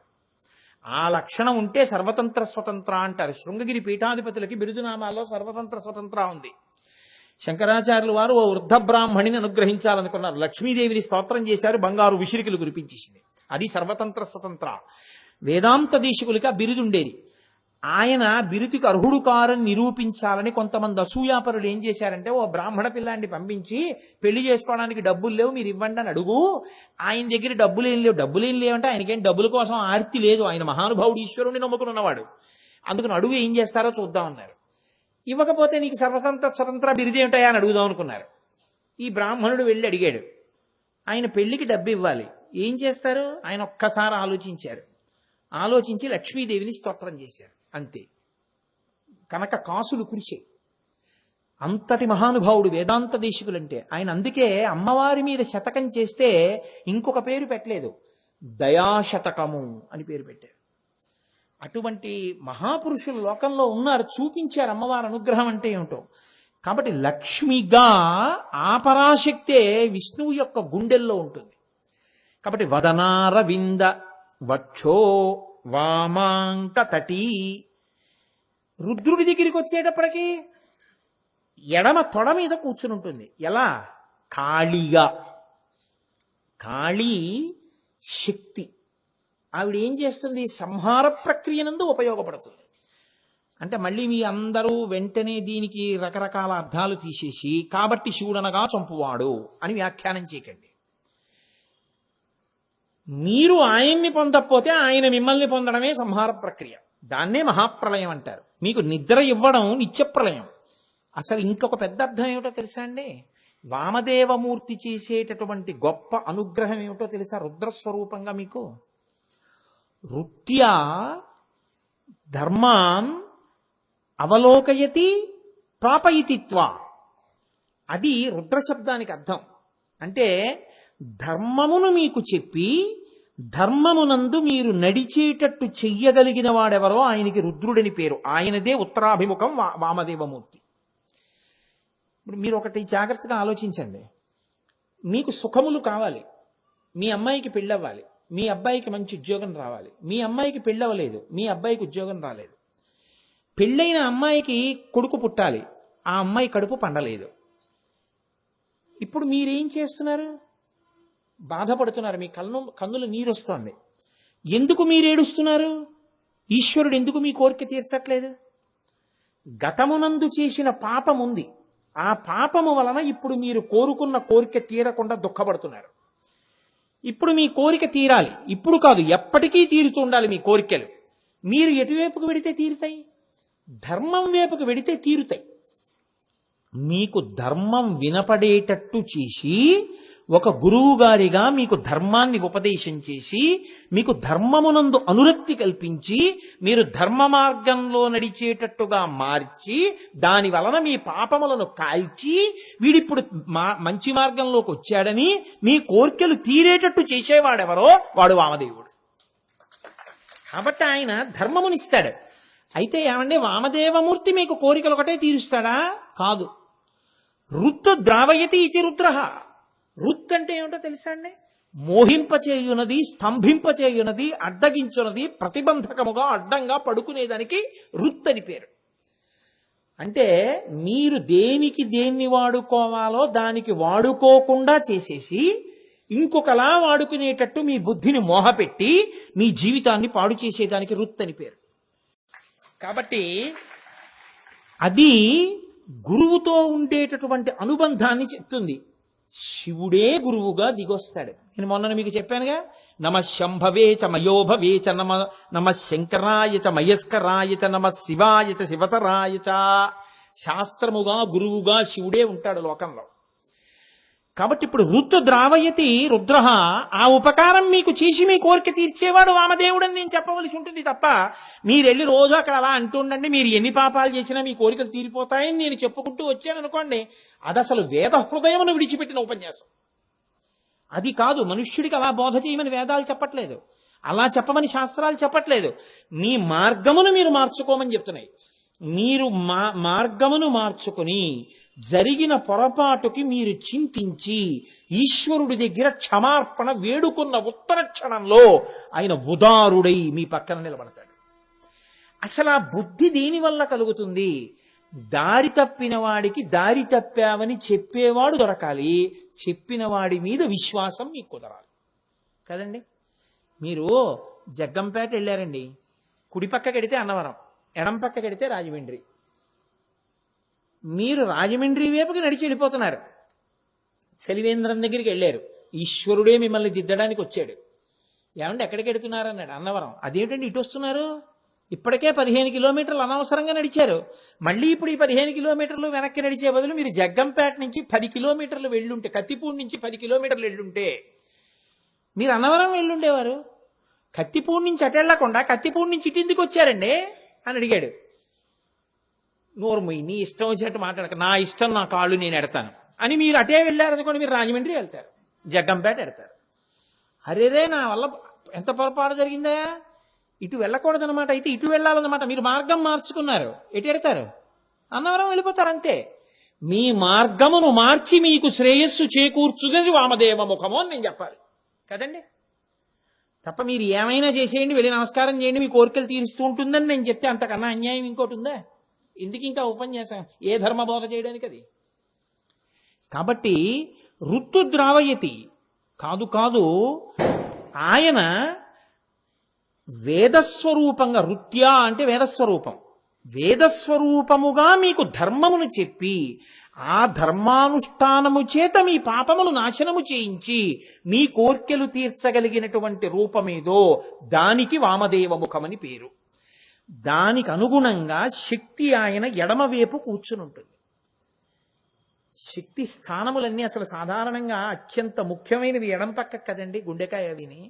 అందుకని శక్తి ఎడమ పక్కన కూర్చుని ఉంటుంది ఆయనకి.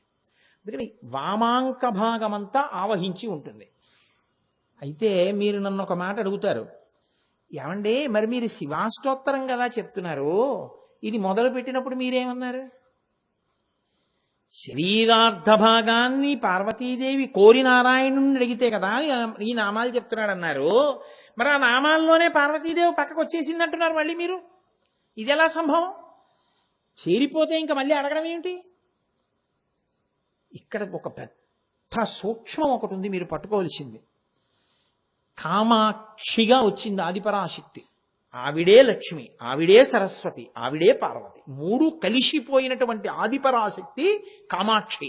మీరు కామాక్షి దగ్గరికి వెళ్ళి విమలపటి కమలకుటి పుస్తక రుద్రాక్షస్త హస్తపుటి కామాక్షి పక్ష్మలాక్షి కలిత విపంచి విభాసి వైరించి అన్నారనుకోండి, ఆవిడ సరస్వతీ కటాక్షం ఇస్తుంది.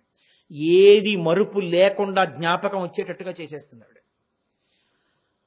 ఆవిడ దగ్గరే నిలబడి మీరు లక్ష్మీ కటాక్షం కావాలని శ్లోకం చెప్పారనుకోండి, ఆవిడే లక్ష్మీ కటాక్షం ఇస్తుంది.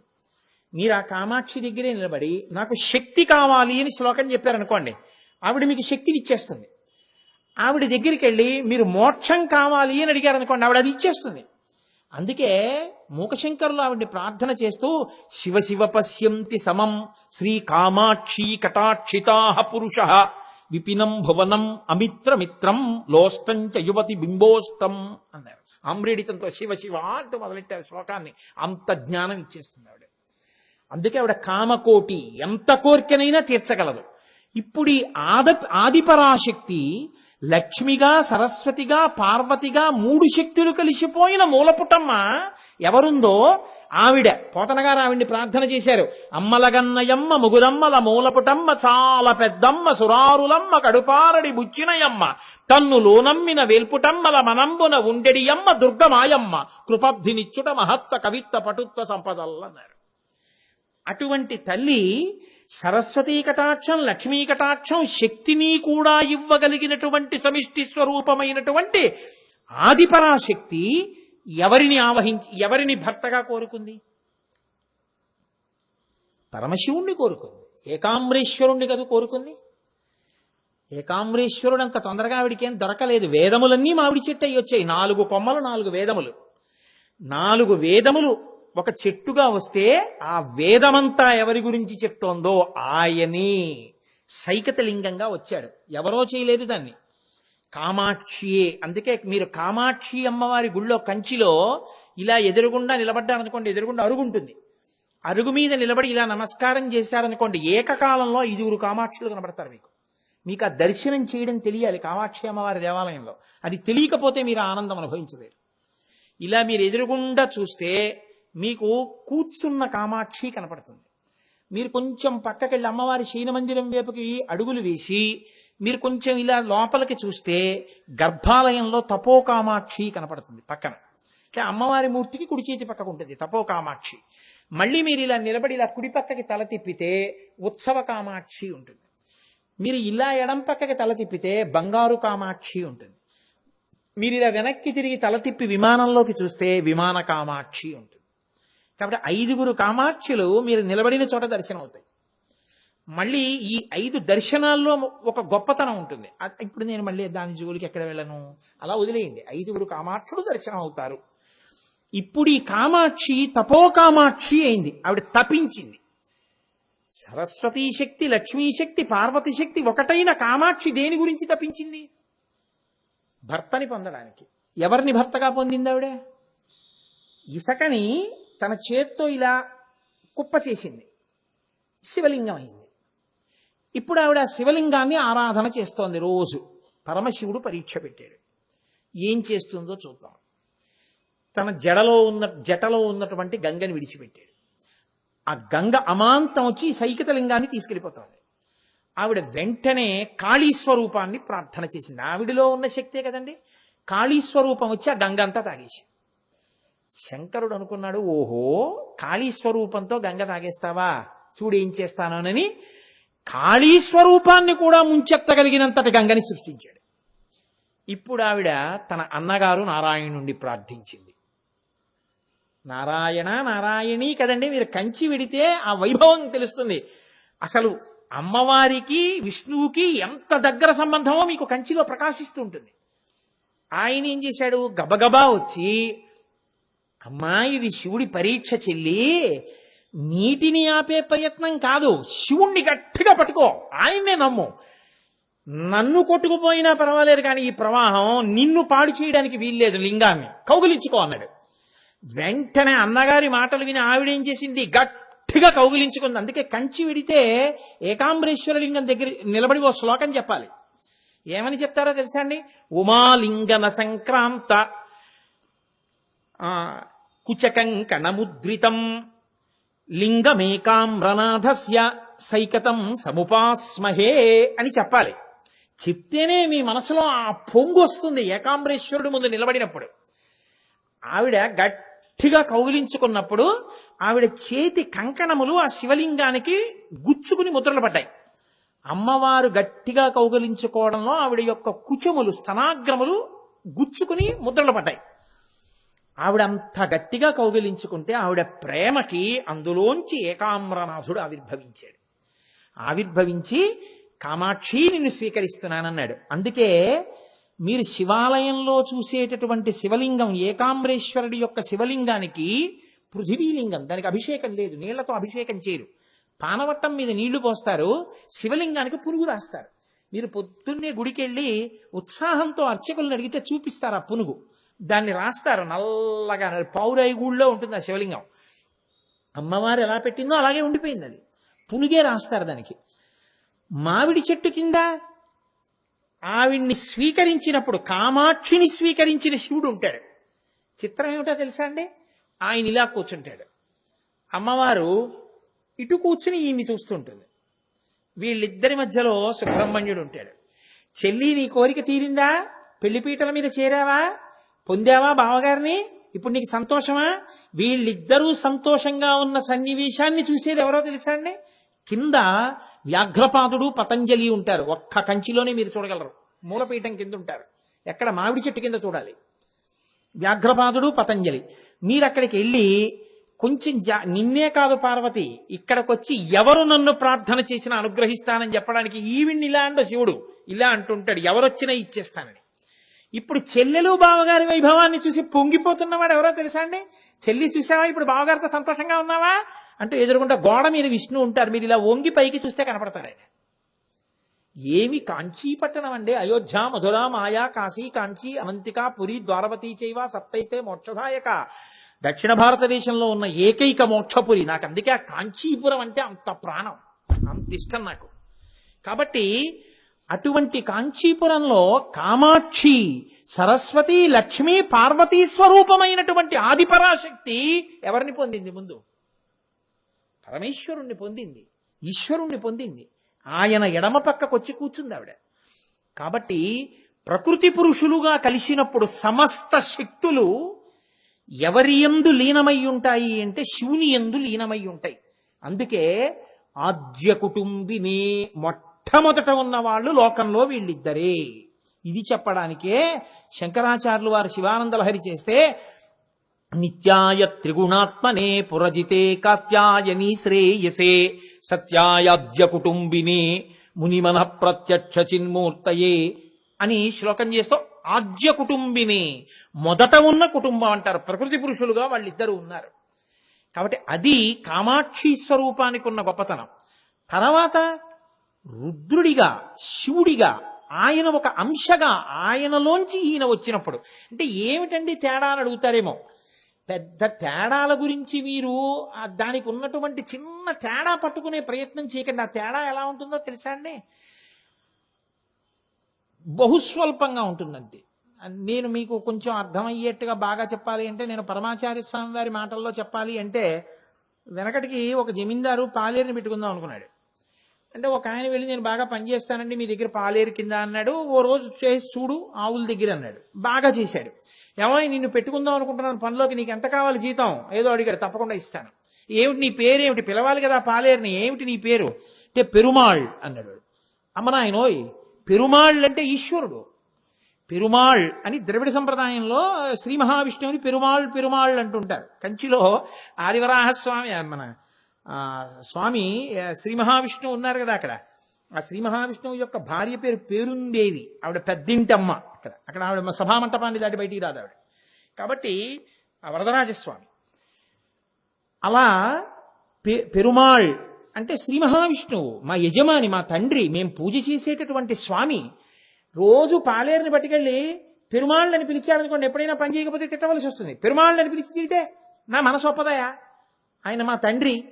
అందుకని నీలమేఘ శ్యామ నీవే తండ్రివి మాకు కమలవాసిని మమ్ము కన్న తల్లి, నీ భక్తవరులంత నిజమైన బంధువులు, నీ కటాక్షమే మాకు అనేక ధనము, నీ నామ కీర్తనల్ నిఖిల ప్రపంచంబు, నీ సహాయమే మాకు నిత్య సుఖము, తోయజాక్ష నీ పాద తులసిదలము రోగముల కౌషధము, బ్రహ్మరుద్ర వినుత భూషణ వికాస శ్రీధర్మపుర నివాస దుష్ట సంహార నరసింహ దురిత దూర. మళ్ళీ ఇలా అన్నానేమిట్రా అనుకోకండి, పేర్లు మారుతాయి అంతే, తత్వం ఒకటి. కాబట్టి ఇప్పుడు అటువంటి పెరుమాళ్ అనే పేరుతో నువ్వుంటే, నువ్వు రేపొద్దున సరిగ్గా పనిచేయకపోతే పెరుమాళ్ళని పిలిచి నిన్ను ఎలా తిడతాను? అందుకని మీ ఊరు వెళ్ళి పేరు మార్చుకునిరా అంటే, మరి పేరు మార్చుకుంటే మా ఊళ్ళో సంప్రదాయం కొంచెం ఖర్చు అవుతుందండి పేరు మార్చుకునేటటువంటి క్రతువు చేసుకోవడానికి. పోన్లే నేను ఇస్తాను డబ్బట్టుకెళ్ళు అన్నాడు. యజమాని దగ్గర డబ్బట్టుకున్నాడు, వాళ్ళ ఊరు వెళ్ళాడు, పేరు మార్చేసుకున్నాడు, వచ్చేసాడు.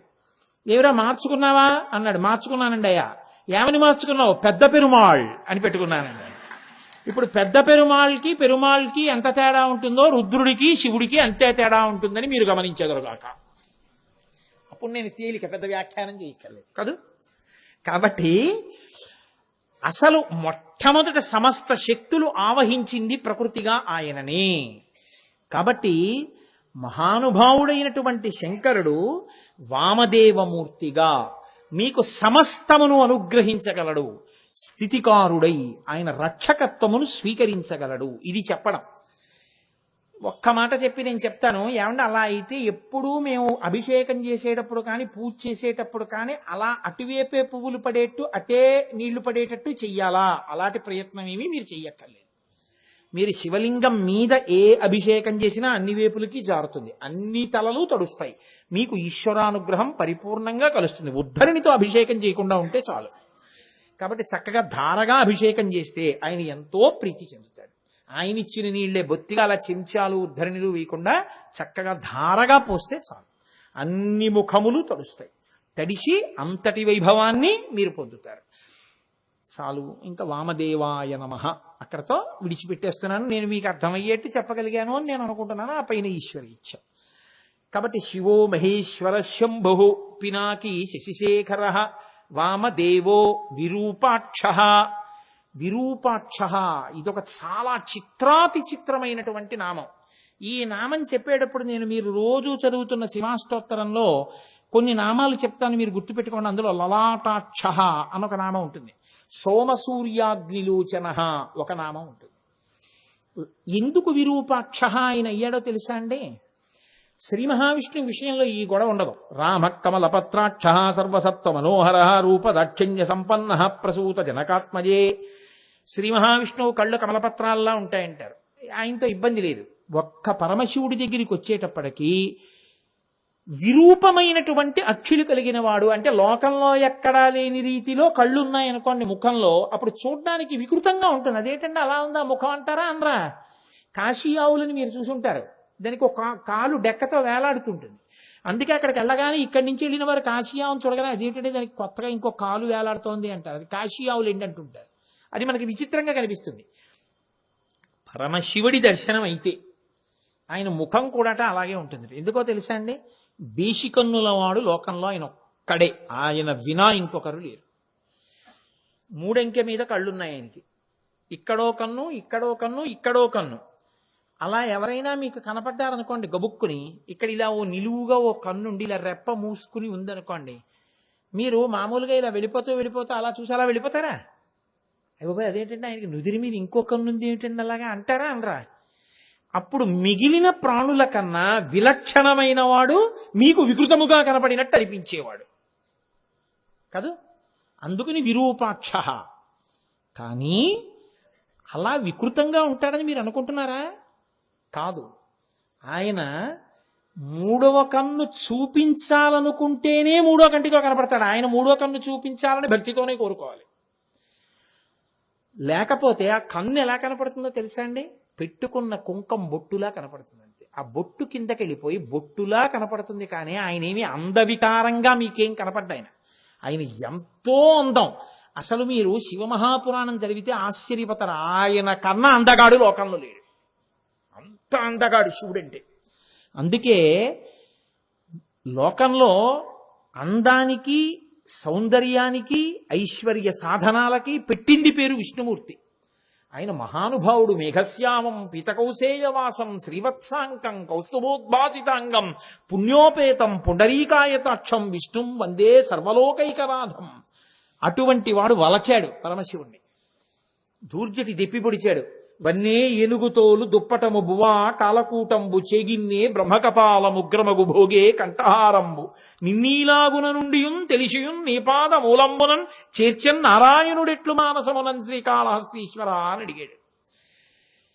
అంటే ఎంత అందగాడో మీరు ఆలోచించండి. ఆయన అంత అందగాడిగా కనపడేటటువంటి శివుడికి 3 కళ్ళున్నాయి 3 కళ్ళున్నాయి అంటాం కాదు, దాని తత్వ విచారణ మీరు చేయవలసి ఉంటుంది. నేను ఈ 3 నామాలని కలిపేస్తున్నాను ఇవాళ. కాబట్టి నేను 4 నామాలు చెప్పినట్టుగా ఉపన్యాసంలో పూర్తవుతుంది. సోమసూర్యాగ్నిలోచన. ఆయన ఒక కన్ను సూర్యుడు, ఒక కన్ను చంద్రుడు, ఒక కన్ను అగ్ని, 3 కన్నులుగా ఉంటుంది. అసలు కామాక్షి భూమి మీదకి రావడానికి కారణం 2 కళ్ళు మూయడమే. కాబట్టి ఇప్పుడు ఆయనకి 3 కన్నులు అలా ఉంటాయి. దీని వలన ఎందుకంటే అలా ఉండడం? సూర్యచంద్రులు కన్నులుగా ఉండడం ఏమిటి? అగ్నిహోత్రం 3వ కన్నుగా ఉండడం ఏమిటి? మీరు చాలా జాగ్రత్తగా ఈ విషయాన్ని అర్థం చేసుకునేటటువంటి ప్రయత్నం చేస్తే మీకు ఆ త్రినేత్ర, సోమసూర్యాగ్నిలోచన, లలాటాక్ష, విరూపాక్ష ఈ నామం మీద ఎంత మక్కువ ఏర్పడుతుందో. లోకంలో కాంతికంతటికీ కారణమైనటువంటి వాడు సూర్యుడు. అసలు లోకంలో సృష్టి జరిగినప్పుడు మొట్టమొదట సృష్టి జరిగిన వాడు ఆయనే. ఆదిత్యుడు అని, ఆది మొదట సూర్యుడు. అది ఆయన భాస్కరుడు, ప్రభాకరుడు. ఆయన అంతా కాంతి పుంజం. ఆయన లేకపోతే అసలు మీకు ఏది ఏదో తెలిసే అవకాశమే లేదు. దొంగకి తేడా తెలియదు. సుఖము అన్న మాట మీకు లోకంలో ఎప్పుడు అంతరించిపోతుందంటే సూర్యుడు లేకపోతే అంతరించిపోతుంది. ఎందుకో తెలుసా అండి? ఆరోగ్యం భాస్కరాది చేత్. ఆరోగ్యమంతా సూర్యుడి మీదే ఆధారపడుతుంది. అందుకే మన వాళ్ళు పూర్వం ఏం చేసేవారంటే, ఆయుర్వేదం వేదానికి ఉపాంగం. ఆయుర్వేదంలో సూర్యపుటము, చంద్రపుటము, అగ్నిపుటము అని 3 పుటములు ఉంటాయి. ఈ 3 పుటములుగా కలిపి ఔషధిని ఇస్తారు మీకు. ఈ 3 కలిస్తేనే మీకు తీరుస్తుంది. అందుకే సూర్యస్పర్శ చేత ఉన్నటువంటి పదార్థములను తీసుకొచ్చి ఇంట్లో పదార్థముల కింద అన్నంలో పెడుతుండేవారు తినమని. మీరు చూడండి, అప్పడాలని పెడుతుంటారు. ఈ అప్పడాలని ఒత్తేసినప్పుడు చాలా మెత్తగా పచ్చిగా ఉంటాయి. వాటిని తీసుకెళ్లి పొయ్యి మీద వేడి చేసి దాచరు. అప్పడాలు ఎండబెడతారు. ఎండ పెడితే సూర్యకిరణములకు ఎండుతాయి. ఎండి ఎంత పెళపెళలాడుతూ బాగా ఎండాయా అంటారు. అవి ఇలా కొంచెం ఆ అంచులు ఇలా పైకి లేస్తాయి కూడా. ఇప్పుడు అవి మీరు డబ్బాలో గబగబా పెట్టి నొక్కేశారనుకోండి, ముక్కలైపోతాయి. అలా అయిపోతాయి. ఇప్పుడు వాటిని బులబులాగా డబ్బాలో పెట్టి జాగ్రత్తగా పెట్టి మూత పెట్టుకుని దాచుకుంటారు. ఎన్నాళ్ళు అలా ఉంచేసేయండి మీరు. ఓ 2 నెలలు 3 నెలలు పోయాక మూత తీసినా ఘుమఘుమలాడుతూ సువాసన వస్తూ ఉంటాయి. వాటికి సూక్ష్మక్రిములు పట్టకుండా నిలవ ఉండగలిగినటువంటి శక్తి దాంట్లోకి ఎలా ప్రసారమైందో తెలుసా అండి? సూర్యకిరణముల చేత. సూర్యకిరణములలో ఉన్న ఆ శక్తిని మన వాళ్ళ అప్పడంలోకి తీసుకొచ్చారు. ఇవన్నీ నా సొంతంగా చెప్తున్నారు అనుకుంటున్నారా? సూర్య భగవానుడి మీద వచ్చినటువంటి అనేక వ్యాఖ్యానాల్లోంచి నేను ఆయుర్వేదంలో సూర్యపుటం, చంద్రపుటం, అగ్నిపుటాన్ని ఆధారం చేసుకుని మీకు కొన్ని పదార్థాలు అందిస్తున్నాను తేలిగ్గా అర్థం అవడానికి. అలాగే ఒరుగులు అని పెట్టేవారు పూర్వం. మళ్ళీ దొరకనిది చాలా శక్తివంతమైంది అంటే ఒరుగులు పెట్టేవారు. మామిడికాయ ముక్కలన్నీ తీసుకెళ్లి బాగా ఎండబెట్టేస్తే బాగా బిర్ర బిగుసుకుపోయి ఏదో బూడిద రంగులోకి వచ్చేస్తాయి. అవి నోట్లో వేసుకుంటే నాని పుల్లగా ఉండేవి మా చిన్నతనంలో. ఆ ఒరుగులు డబ్బాలో వేస్తారు. ఎప్పుడో మామిడికాయలు దొరకనటువంటి రోజుల్లో మామిడికాయ పప్పు తినాలనిపించింది అనుకోండి, ఈ ఒరుగులు 4 ముక్కలు తీసి పప్పులో వేసి పప్పు వండేస్తే మామిడికాయ పప్పే అది. దానికి ఆ నిలవ శక్తి ఎక్కడి నుంచి వచ్చిందో తెలుసా అండి? అలా నిలవబెట్టగలిగిన శక్తి చల్లతనంలో నిల్వ చేసి తినడం మన అలవాటు కాదు. అది సూర్యరశ్మితో నిలవబెట్టుకోవడం మన అలవాటు. మనకి ఆయుర్వేదం ఉపాంగం కాబట్టి. ఉరుగులు పెట్టి తినడం ఈ జాతికి తెలుసు. సూర్యకిరణ స్పర్శ చేత నిలవశక్తి పొందిన పదార్థాన్ని ఇంట్లో వాళ్ళకి పెట్టేవారు. ఎందుకంటే సూక్ష్మక్రిముల్ని చంపే శక్తి పొందుతుంది అని. అసలు ఆ సూర్యుడు లేకపోతే ఆహారం ఉండదు. ఎందుకో తెలుసా అండి? చెట్లన్నీ కిరణజన్య సంయోగ క్రియతోటే. మీరు చిన్నప్పుడు చదువుకున్నారుగా, ఇప్పుడు నేను కొత్తగా అవన్నీ మళ్ళీ సైన్స్ పాఠాలు చెప్పక్కర్లేదు. కిరణజన్య సంయోగ క్రియతోటే ఆహారాన్ని తయారు చేసుకుంటాయి. ఈ తయారు చేసుకున్నప్పుడు వచ్చినటువంటి పదార్థాలనే మనం చెట్ల నుంచి కోసుకుని తింటాం. పశువులన్నీ తింటాయి. మళ్ళీ ఇందులో గమ్మత్తు ఏమిటో తెలుసా అండి? సూర్యుడి యొక్క శక్తి వలన పదార్థమును తయారు చేసుకున్నటువంటి చెట్లకి సంబంధించిన శాకాహారమును తిన్నటువంటి జంతువుల యొక్క మాంసాన్ని తినడానికే ఇష్టపడతాయి. మాంసాహారమే తినేటటువంటి జంతువులు. మీరు పట్టుకున్నారో లేదో? పులి నక్క మాంసం తినడానికి ఇష్టపడదు. పులి ఎద్దు మాంసాన్ని ఇష్టపడుతుంది. ఎందుకో తెలుసా అండి? ఎద్దు కేవలం శాకాహారం తింటుంది, దాని మాంసం అంత రుచి. ఏనుగు కేవలం శాకాహారం తింటుంది. కేవల శాకాహారము ఎంత శరీరాన్ని, ఎంత బలాన్ని, ఎంత బుద్ధిని, ఎంత మంగళప్రదమైన దర్శనాన్ని ఇవ్వగలదో చెప్పాలి అంటే మీకు ఏనుగే ఆధారం. ఏనుగు ముఖమే కదండి వినాయకుడు పెట్టుకున్నాడు. ఏనుగు ముఖం చూస్తే మంగళప్రదం. లక్ష్మీస్థానం అది, ఏనుగు యొక్క కుంభస్థలం. అందుకే మహాపండితులైనటువంటి వాడికి సత్కారం చేయాలంటే గజారోహణం చేయిస్తారు, ఏనుగు మీద ఎక్కించి తిప్పుతారు వీధిలో. ఈశ్వరుణ్ణి తిప్పాలంటే ఏనుగు కుంభస్థలం మీద కూర్చోబెడతారు. ఏనుక్కంత బలం ఎక్కడొచ్చింది? శాకాహారంలోంచి వచ్చింది. శాకాహారానికి అంత శక్తి ఎక్కడి నుంచి వచ్చింది? సూర్యుడిలోంచి వచ్చింది. అంటే సూర్యశక్తి ఎంత గొప్పదో, ఎంత ఆహారం ఇస్తున్నాడో, ఎంత బలం ఇస్తున్నాడో, ఎంత ఆరోగ్యం ఇస్తున్నాడో. నీటిని పీల్చేవాడు ఆయనే, నీటిని వర్షించేవాడు ఆయనే. అందుకే అపాం మిత్ర, ఆయనకి ఆదిత్య హృదయంలో కొన్ని నామాలు ఉన్నాయి. నీటిని లాగేసినప్పుడు ఎలా లాగేస్తాడంటే నిర్దాక్షిణ్యంగా లాగేస్తాడు. ఒంట్లో ఉన్న నీరు కూడా లాగి పారేస్తాడు. లాగేసిన వాడు ఏం చేస్తాడు? తను దాచుకోడు, మళ్ళీ తీసుకొచ్చి లోకం మీదకి మేఘముల రూపంలో వర్షించి ఇచ్చేస్తాడు. సూర్య భగవానుడు ఉండబట్టి నీటిని లాగడం, నీటిని విడవడం అన్నది జరిగి మనం అందరం నిలబడగలుగుతున్నాం. ఒక 10 రోజులు సూర్యోదయం అవ్వలేదనుకోండి, లోకంలో ఎంత కటిక చీకటో, ఎన్ని నీళ్లు నిలబడిపోతాయో, ఎన్ని దోమలు పుట్టేస్తాయో, ఎన్ని పురుగులు వచ్చేస్తాయో, ఎంత భయంకరంగా ఉంటుందో చూడండి. నాకు మెరైన్ ఇంజనీర్ గారు ఒక ఆయన స్నేహితుడు ఉన్నాడు. ఆయన నాకు ఒకప్పుడు ఫోన్ చేశారు. ఫోన్ చేసి, గురువుగారు నేను ఇక్కడ ఏదో అమెరికా దాటిన తర్వాత ఫ్రోజన్ ఐస్ అంటే ఇంకా సముద్రం అలలతో ఏం ఉండదు, ఐస్ కింద గడ్డగట్టేస్తుంది. దాని మీద ముందు ఐస్ని కరిగించేటటువంటి నావ వెడుతుండగా మా ఓడ వెడుతోంది కార్లు పట్టుకుని. ఇక్కడ నేను సూర్యుడిని చూసి 4 రోజులు అయిందండి అంటే నేను అన్నాను, మరి మీకు ఎలా తెలుస్తోంది అన్నాను. కేవలం గడియారాన్ని ఆధారం చేసుకుని తారీఖు మారి ఉంటుందని, ఇప్పుడు చీకటయి ఉంటుందని, ఇప్పుడు పగలయి ఉంటుందని అనుకుంటున్నానండి. సూర్యుడు లేని ప్రపంచము ఎంత భయానకమో, ఎంత కష్టమో, ఎంత భరించలేమో ఇప్పుడు నా అనుభవంలోకి వచ్చింది గురువుగారు అని ఫోన్ చేశాడు ఒకసారి నాకైనా. సూర్యుడు లోకమునకంతటికి మిత్రుడు కాదు కాదు, ప్రత్యక్షంగా మీ కంటికి కనిపించేటటువంటి భగవానుని యొక్క రూపం సూర్యస్వరూపం. ఆయన ఒక్కడే కంటికి మాంసనేత్రమునకు దొరుకుతాడు. అంత గొప్ప స్వరూపం అది. అటువంటి సూర్యుడు ఒక కన్నయ్య ఉన్నాడు అంటే ఆయన ఆ కంటితో చూస్తున్నాడు అంటే ఎంత పోషణ చేస్తున్నాడో చూడండి. కాదు, సమస్త ప్రాణులు తను శరీరం ఇచ్చినవి శరీరంతో ఏం చేస్తున్నాయో, మనసుతో ఏం చేస్తున్నాయో కూడా ఆయన ఈ కంటితో చూస్తూనే ఉంటాడు. సూర్యకిరణం పడనిది ఎక్కడండి? అన్ని చోట్ల పడుతుందిగా. ఎక్కడ ఉన్నా ఆయన గమనించగలడు. రెండవ కన్ను చంద్రుడు. ఇప్పుడు ఈ చంద్రుడన్న కన్నుతో ఏం చేస్తుంటాడో తెలుసా అండి? సమస్త జీవుల యొక్క సంఘాతమును చంద్రుడిగా స్వీకరించాడు ఆయన. మీరు వరాహ పురాణం జరిగితే వరాహ పురాణం 35వ అధ్యాయం కావాలంటే మీరు వెళ్ళి చూడొచ్చు. అందులో చతుర్ముఖ బ్రహ్మగారు ఒక మాట చెప్తారు. దేహిని, ఈ శరీరాల్లో ఉండేటటువంటి జీవులందరినీ కలిపి ఒక సంఘాతముగా మారిస్తే, జీవుడంటే ఇవాళ ఈ శరీరంలో ఉన్నవాడు కాడు. ఈ శరీరం పడిపోయిన తర్వాత ఇంకో శరీరంలో పెడతాడు. యాతనంతా జీవుడిదే. ఆ జీవులందరూ అందరినీ కలిపి ఒక చోట ముద్ద చేస్తే అదే చంద్రుడు.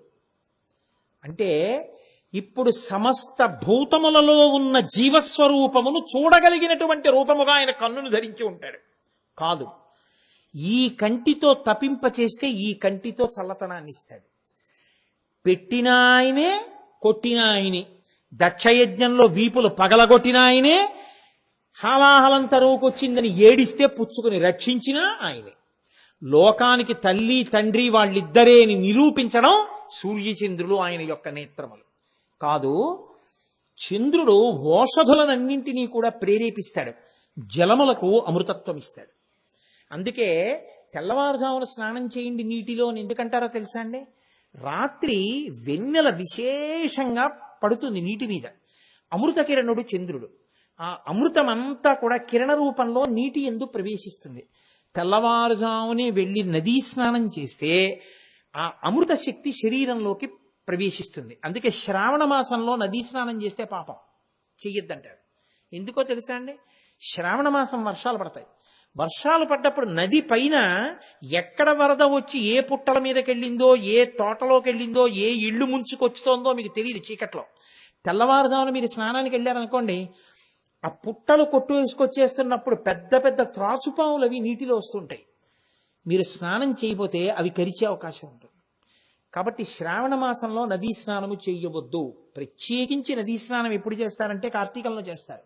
ఎందుకనంటే ప్రౌఢమైన వెన్నెల ఉంటుంది. ఆశ్వీజ మాసం అంతా పరిణిత చంద్రుడు, కార్తీకం అసలు వెన్నెల పట్టు, అంత గొప్పగా ఉంటుంది లోకం. నాగుల చవితి నుంచి చలి తిరుగుతుంది, రలసప్తమికి వెళ్ళిపోతుంది.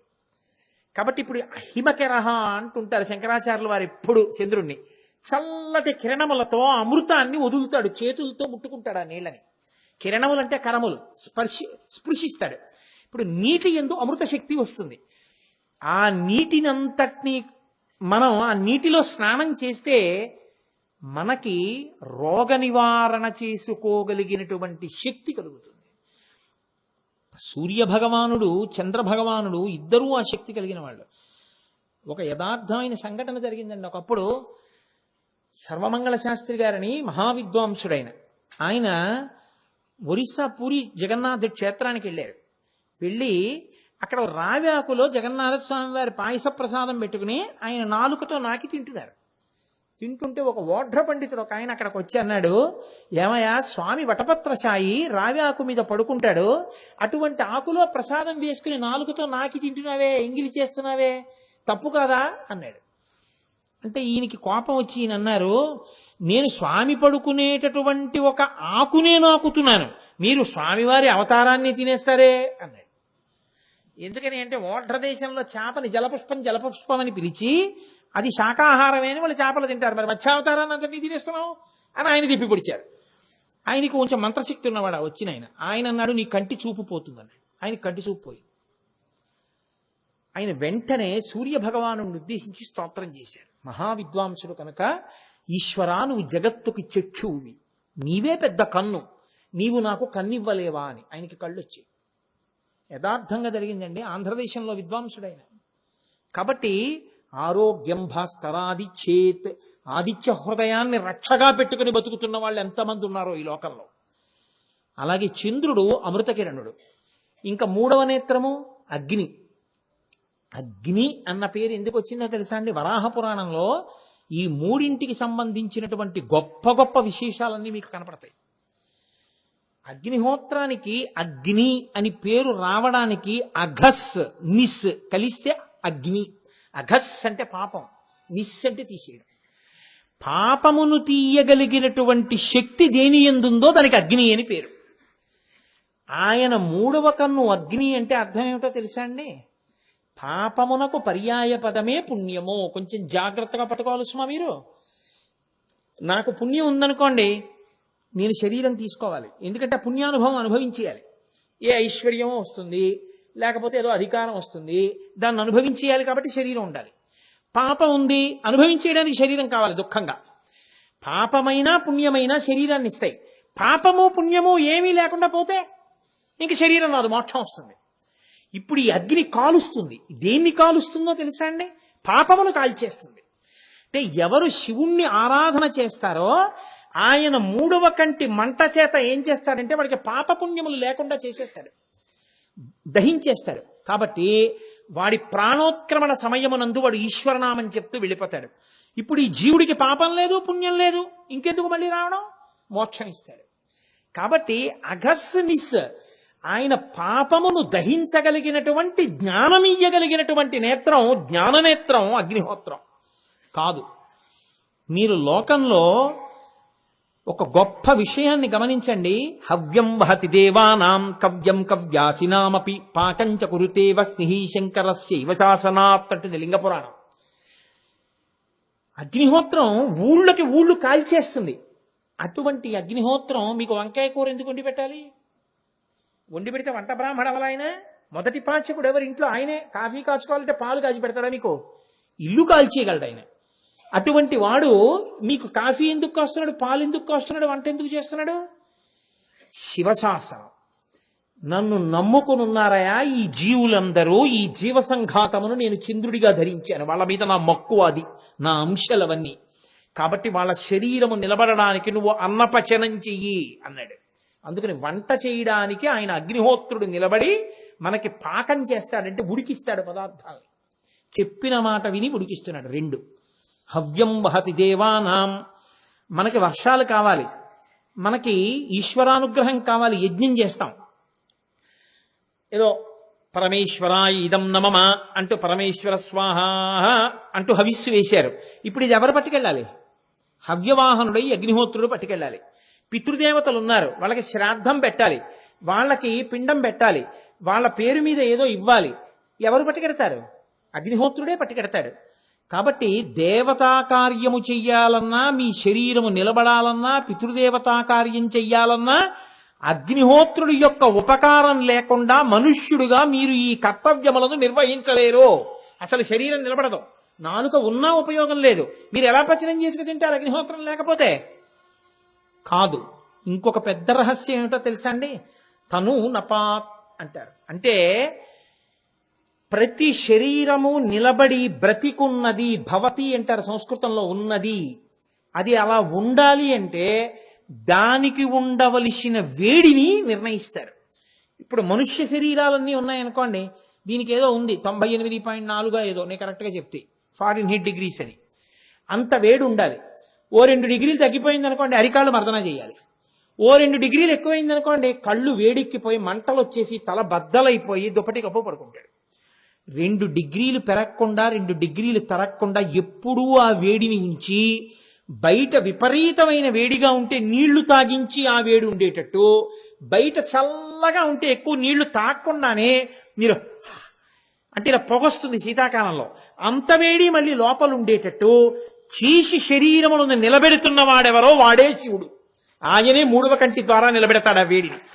ఆ వేడి ఆయన తీసేశాడనుకోండి, అంతే, ఆ ప్రాణం వెళ్ళిపోతుంది. ఇంకా శివము శవమైపోతుంది. కాబట్టి ఇప్పుడు సమస్త ప్రాణులు, ఓ బొద్దింకకుండవలసినంత వేడి, ఓ పిల్లికుండవలసినంత వేడి, ఎలకకుండవలసినంత వేడి, మనిషికుండవలసినంత వేడి, పులికుండవలసినంత వేడి ఎవరు పెడుతున్నారు? మీరా, నేనా? మన ఒంట్లో అంతే వేడి ఉండేటట్టుగా చూస్తున్న వాడెవరో ఆయనే. మీరు చూడండి, అంత ఎండలో తిరుగుతాం, ఇది పడిపోకుండా కాపాడి ఇందులో మాత్రం అంతే వేడి ఉంచిన వాడే శివుడు. ఆయనే మూడవ కంటి చేత లోకమునందు అంత వేడినే ఉంచుతుంటాడు. ఆ వేడితో మీరు అన్నం తినడానికి కావలసిన పచనమునకు అగ్నిహోత్రాన్ని నిలబెడతాడు. ఆ అగ్నిహోత్రంతో మీరు దేవతలకి యజ్ఞం ఇచ్చేస్తే హవిస్సు వెళ్ళేటట్టు చూస్తాడు. ఆ అగ్నిహోత్రంతో మీరు దక్షిణ ఇచ్చినప్పుడు దానిలో ఉన్న భాగాన్ని దేవతలకిచ్చి దక్షిణాగ్ని అవుతాడు, గార్హపత్యాగ్ని అవుతాడు ఆయనే. ఆ తర్వాత వైశ్వానరాగ్ని అవుతాడు ఆయనే. లోపల అగ్నిహోత్రంగా ఉండి మీరు తిన్నవన్నీ కాల్చి పచనం చేసి శక్తిగా మార్చి శరీరంలోకి పెట్టి పిప్పిని బయటకు వదులుతాడు. ఇన్ని చేసేటటువంటి రూపమే శివుని యొక్క మూడవ కన్ను. ఇప్పుడు నాకు చెప్పండి, సూర్య, చంద్ర, అగ్ని, ఈ మూడు దేనికి ప్రతీకలు? సూర్యుడు కాంతికి, చంద్రుడు జీవితానికి, అగ్ని సుఖానికి, అంటే మనం నిలబడడానికి. లైట్, లైఫ్ అండ్ హీట్ అంటారు. ఈ మూడింటికి కూడా ప్రతీకలే ఆయన యొక్క మూడు కన్నులు. లలాటాక్ష, ఆ కన్నుతోటే పాపములను కాల్చేస్తాడు, ఆ కన్నుతోటే అజ్ఞాన దాహకత్వం చేస్తాడు. ఇన్ని చెయ్యగలిగిన వాడు కాబట్టే శివుడంటే నువ్వు అనుకున్నవాడు కాదురా. అగ్ని ముఖంబు పరాపరాత్మకమాత్మ కాలంబు గతి రత్నగర్భ పదము శ్వశనంబు నీ యూర్పు రసన జలేషుండు దిశలు కర్ణంబులు దివము నాభి సూర్యుండు కన్నులు శుక్లంబు సలిలంబు జఠరంబు జలదులు చెదలు శిరము సర్వౌషధులు రోమచయము శల్యంబు లద్రులు మానసమృతకరుండు చందములు ధాతువులు ధర్మసమితి హృదయము హాస్య పంచకముపనిషదాహ్వయంబు అయిన నీరూపు సదసత్వమై శివాఖ్యయై స్వయం జ్యోతి అయి ఒప్పు ఆజ్యమగుచు అన్నారు పోతన గారు భాగవతంలో. అటువంటి గొప్ప స్వరూపాన్ని కీర్తిస్తే ఆ మహానుభావుడే మనకి విరూపాక్ష. పైకి అదేమిటి 3 కన్నులు ఉండడం అనిపిస్తుంది. అలా అనిపించి మీరు తత్వపరిశీలనం చేస్తే ఈశ్వరా ఆ ముఖంతో నువ్వు చూడబట్టి కదూ ఈ వేడితో బతికున్నాను అని నమస్కారం చేస్తారు. అంతటి మహోజ్వలమైన స్వరూపం.